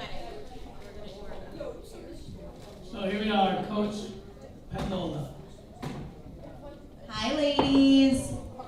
All right. Oh. Hi. All right, the banner is falling, Mariana, just a heads up. Okay. All right. This year, Coach Bernesi and I were approached by Coach DeRosa and asked if we'd be interested in coaching cheerleading. We've been a team to ourselves, so we thought, hey, why not give it a try? Little did we know that signing on to coach this team would bring forth a new family.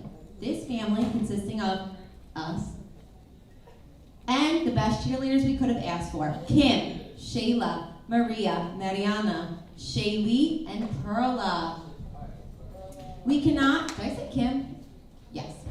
We cannot begin to thank you enough for one amazing first season. You girls stepped up to the plate and brought everything you had to the court for each game. You worked as a team, communicating, teaching, and learning from one another to only outdo yourselves each time you put on that uniform and stepped onto the court. Show our Killer Bees Nation some love. We are immensely proud of the work that you put in and are excited to continue to watch you grow, not only as cheerleaders, but as students, friends, leaders in our school community. With that, we have two very special cheerleaders to give our first award to. Our first award is our MVC. Now, in the nature of cheerleading, we're gonna need a little crowd help. Are you ready? You just had pizza. All right, ready? Give me an M. Give me a V. Give me a C. What does that spell? MVC. Nothing. It's an acronym, and that stands for Most Valuable Cheerleader. And that is someone who we could not have done this season without. Starting a new team with two totally green coaches, we needed a lot of help. We only had one cheerleader on the team who knew all the cheers, and that was our one and only Kim Villa. Not only did Kimmy show Coach Pernesky and I the cheer videos on his phone, she also taught us all the cheers, and if you don't know, we're not that coordinated, so it was difficult. Without Kim, Bridgehampton Cheer would not have been able to carry out the historical cheers that have inspired our basketball team for years. Kim not only helped us to learn the cheers, but she also stepped up to help any of her friends on the team learn our newest cheer or dance. A huge piece of being a cheerleader is being a role model who inspires those around them to be positive and try their best. I can truly say that Kimberly Villa is the best representation of a cheerleader that I know. Thank you for all that you have contributed to our team this year, Kimmy. We truly could not have done it without you. You are receiving our Most Valuable Cheerleader Award.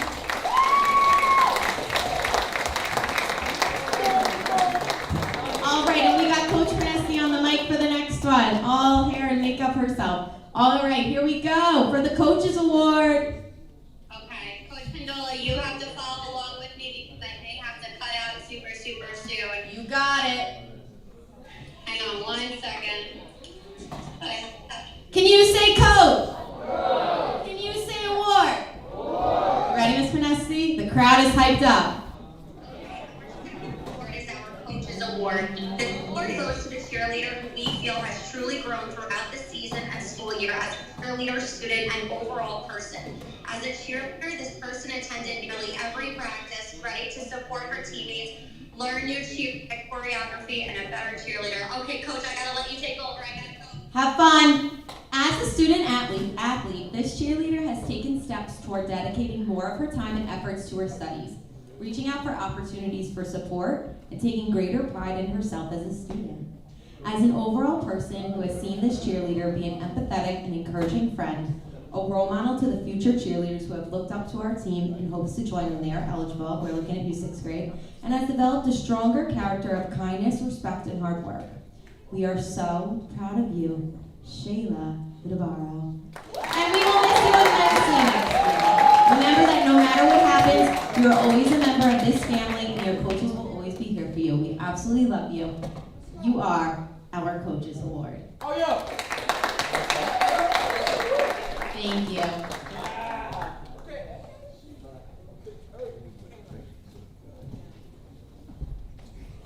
All right, thank you, Coach Pendola. That was great. Love the energy, and congratulations, girls cheerleading. Thank you.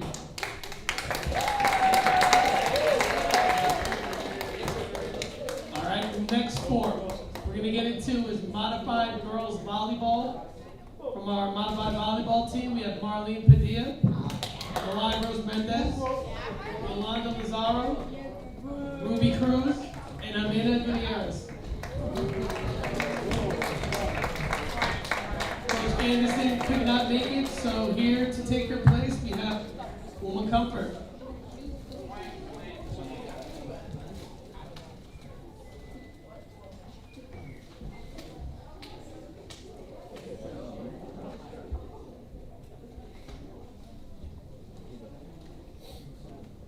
What a pleasure to coach such a talented group of athletes.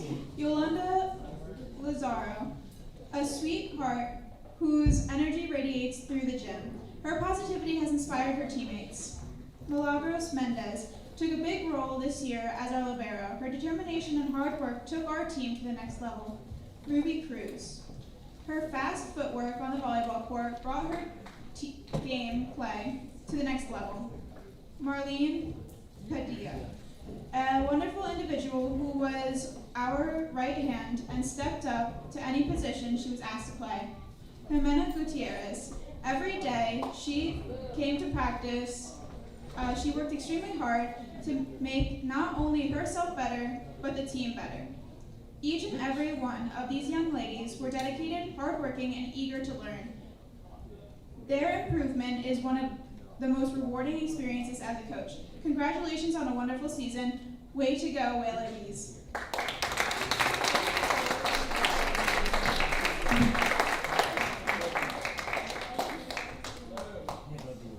All right, so enough can't be said about the amount of work that these guys put in. Are we missing anyone? We have 7. Where's you go?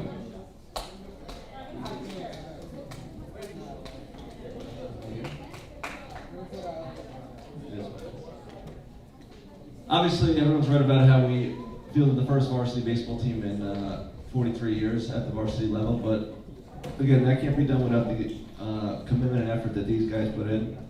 And 2 guys that I really want to point out are Chris and Scott Minsky. They've been our captain the last 2 years, okay? And to be honest with you, none of this works without them. They had to make a decision 4 years ago when we started this process, whether they were going to try and buy into what we were doing and buy into the vision that we wanted, or that they weren't. Because the truth is that they were significant players on the Pearson baseball team, right, which is a very good baseball program. And they could have just said, you know what, forget that. I'm just going to stick with Pearson and we're going to continue to play over there and try and win the county title over there. But the thing that stuck out to me when speaking with them was how much pride they have in wearing the Bridgehampton colors and how important that was to them.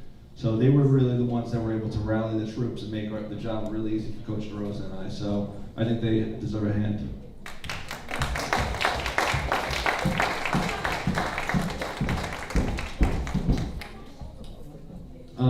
The team collected six league wins on the year. Special thanks to assistant coach Mike DeRosa. He's also the athletic director. Mr. Barker up top for live streaming the games, and the attendance at the games was great. So thank you on behalf of the faculty and the students that attended all the games this year. Scott and Cruz Mincy were named all league players for their performance on the diamond this spring. They both pitched ERAs under 3 while keeping the opponent's batting average under 260.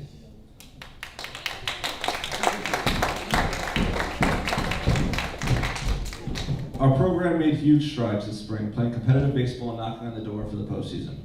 We have a lot of players to be proud of, but today we'll be recognizing 2 players who stood out for their efforts. The Coach's Award goes to a player who never stops asking me questions because of his desire to learn and improve.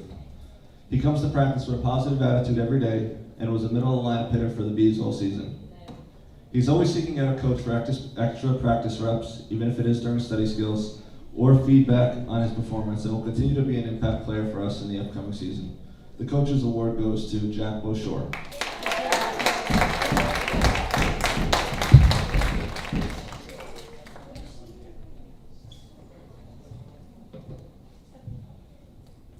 The Most Improved Player award goes to a player who was asked to move positions game 1 of the season, and he embraced the challenge and became an everyday defensive staple for us at shortstop. He showed up to all off-season workouts with a mindset that he was going to be a quality infielder for us, and he did just that, compiling 34 putouts all season. The Most Improved Player award goes to junior Dylan Fitzgerald.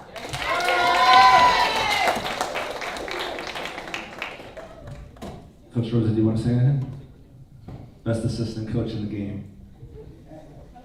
I appreciate that, but I just wanted to add something real quick about the character of these guys behind us, and even the ones that came over from Ross. They're just awesome guys. They're great to be around. It makes the coaching job so much easier.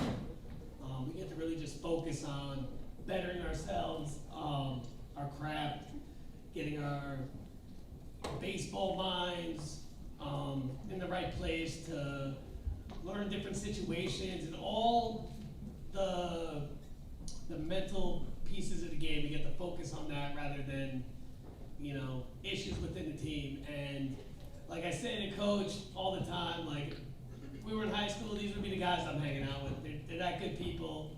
They're A1. We got leaders up here.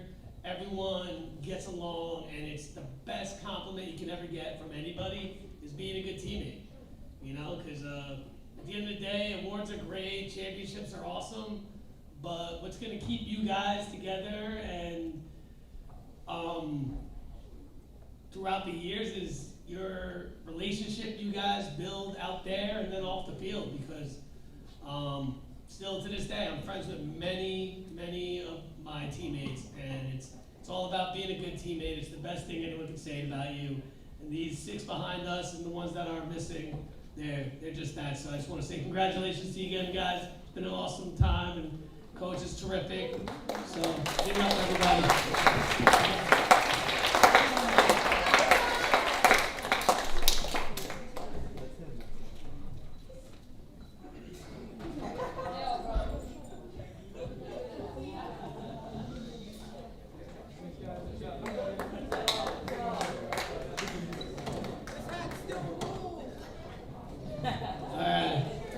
Next up, we have modified boys volleyball. Please come up, Luis Penfield.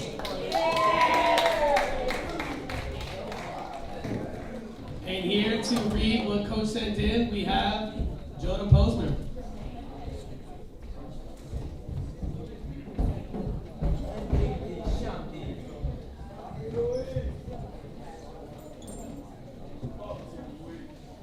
The 2022 middle school boys volleyball team was a part of athletes that showed commitment and a strong work ethic.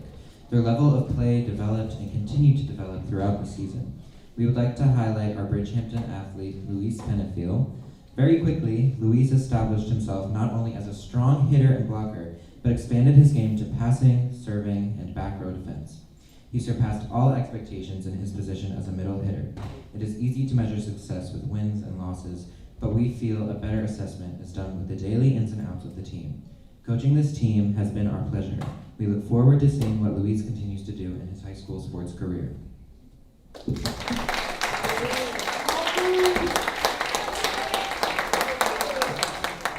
Thank you, Jonah. Congratulations, Luis. All right, next up, we have modified girls basketball from our modified teams, there were 2 teams. One team was Milagros Mendez and Yolanda Lazaro, and the other team was Ruby Cruz and Jimena Gutierrez.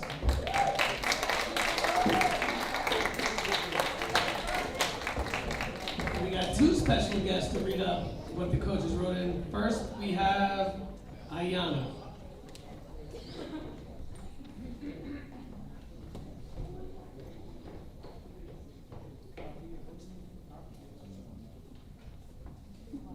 It is always wonderful when Bridgehampton girls join the Pearson Girls for Sports. It builds a great connection that lasts long after the season is over, and this year's middle school girls basketball season was no exception. Yolanda and Millie fit into the basketball team beautifully, transitioning over from volleyball with ease. Both Yolanda and Millie worked hard and always had positive attitudes. Yolanda became a rebounding machine as the year progressed, boxing out on defense and limiting the opportunities for our opponents to score. Then on the offensive side, Yolanda was able to get open and find us additional shots, which is so important. Millie was our defensive specialist. She is fantastic when guarding the ball handler and also great at help defense. Millie's aggressive play produced a lot of steals and forced our opponents to take difficult shots. I really enjoyed getting to know these girls, and I'm so happy they joined the basketball team. I hope to get the opportunity to coach both of them in the future, and I wish them both the best of luck.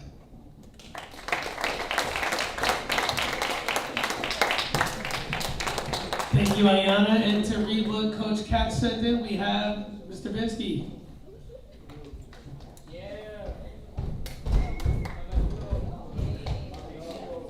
Ruby and Jimena worked hard.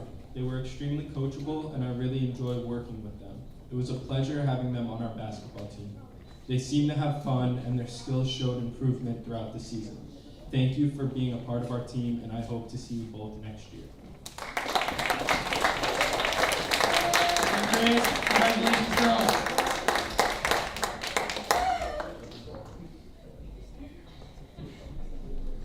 All right, next up we have JV Boys Lacrosse. From our lacrosse team, Alex Davis.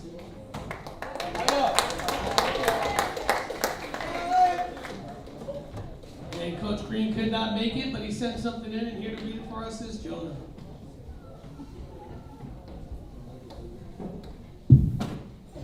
Alex Davis was a member of the JV lacrosse team. As an 8th grader, Alex was a dynamic two-way player who was a catalyst for our defense. He led the team in assists, all the while covering the opposing team's top midfielders. He showed exemplary work ethic and displayed leadership qualities that positively impacted the team.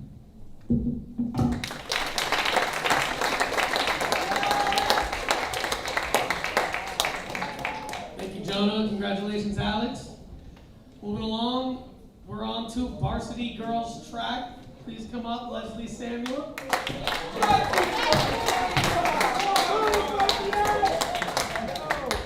And Coach Cuesta apologized she could not make it, but here to read what she wrote is Uma.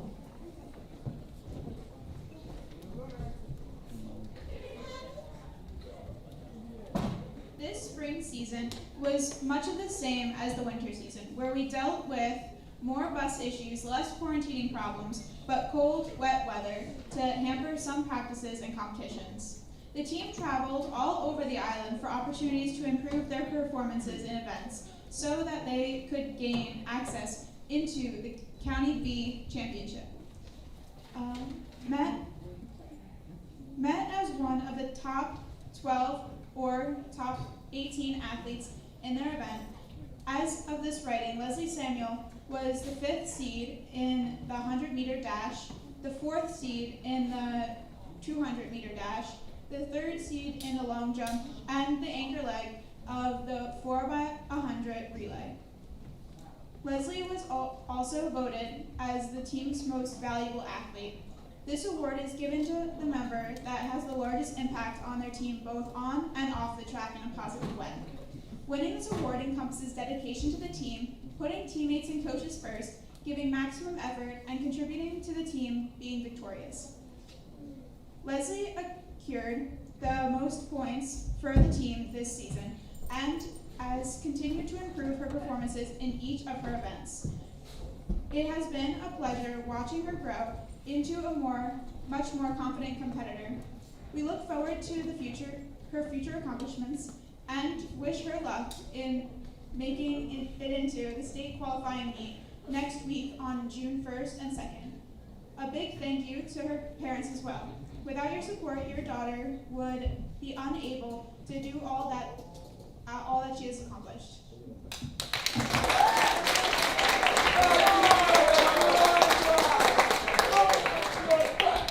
All right, thank you.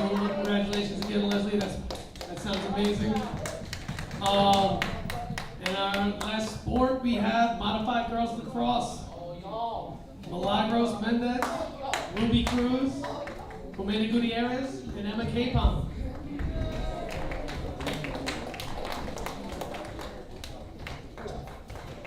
Coach could not make it, so we have Mr. Vinsky one more time. Yeah.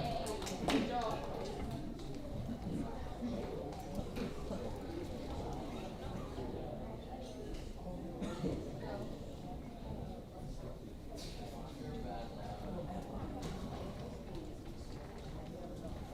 Milagros, Ruby, Jimena, and Emma were integral members of the girls lacrosse team.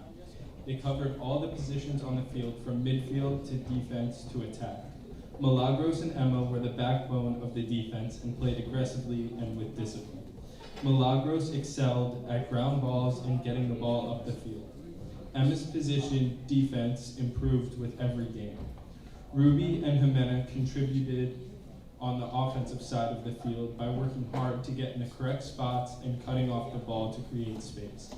Milagros, Ruby, Jimena, and Emma made vast improvements throughout the season and have a bright lacrosse future ahead of them.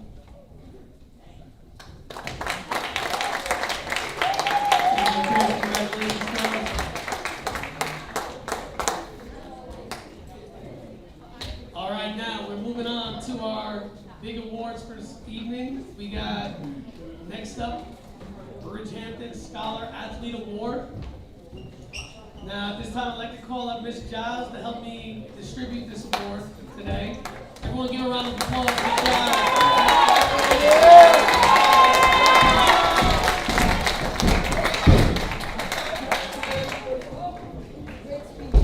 In order to be considered for the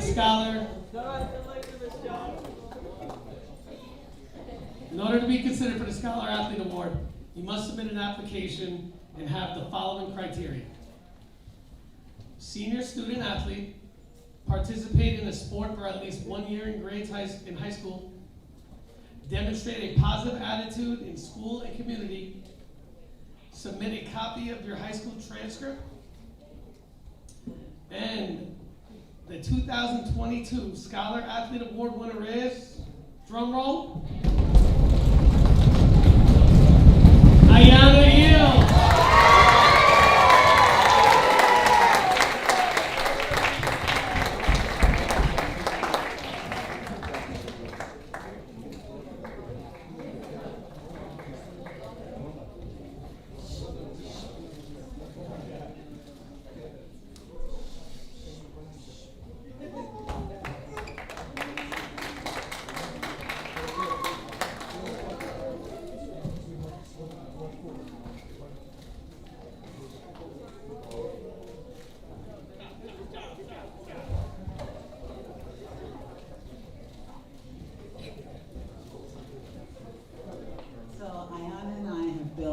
Very, very strong bond.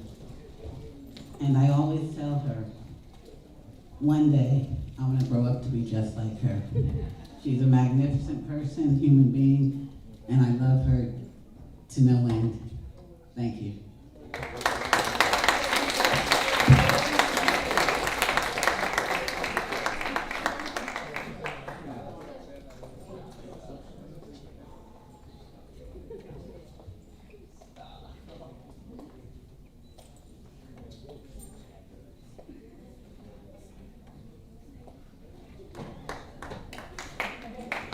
Congratulations again, Ayana. Let's give it up for Ayana and Michelle.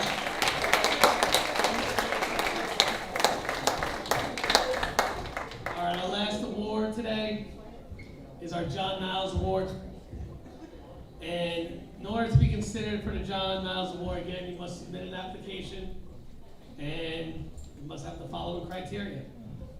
Be a student athlete in either grades 11th or 12th, played a sport for at least 1 year in high school, and demonstrated good sportsmanship, dedication, and leadership. Our 2022 John Niles Award winner is, drum roll, Scott Minsky.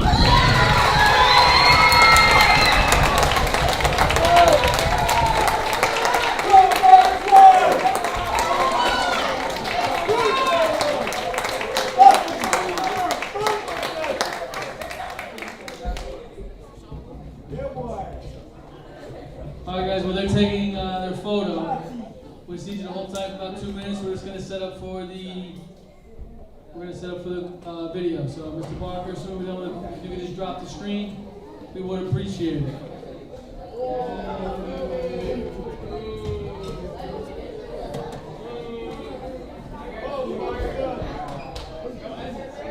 Bang bang.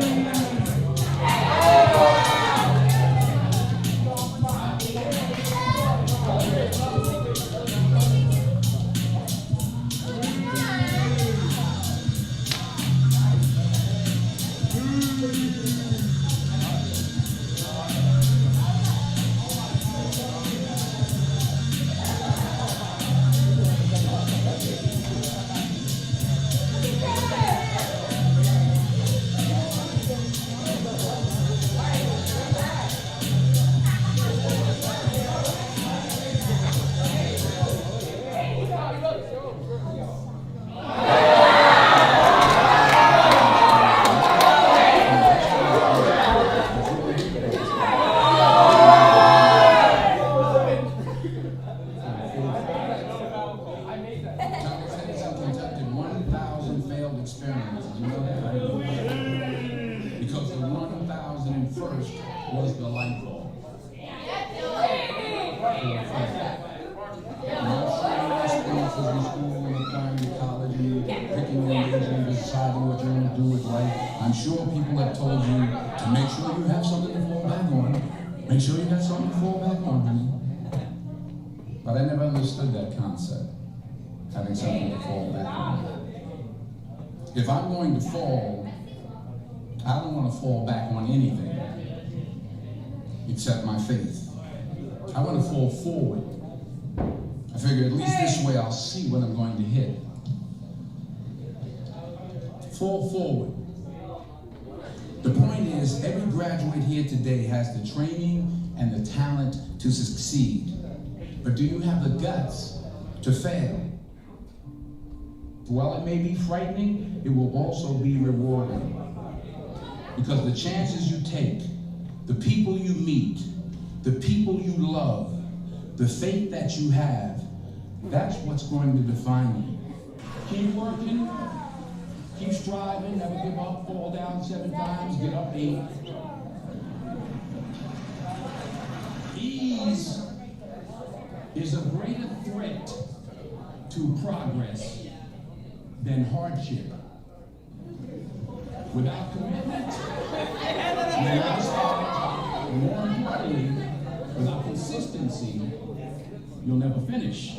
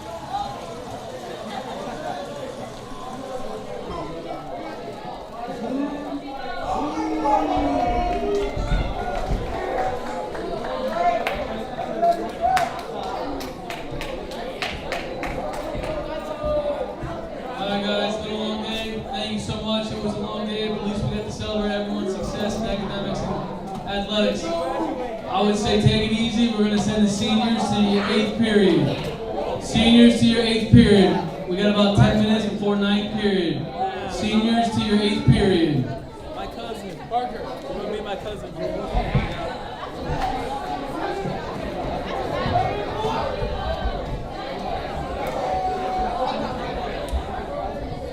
Juniors to your 8th period. Juniors to your 8th period.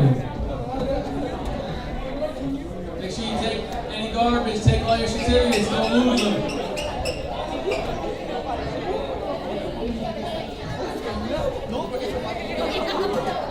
10th grade.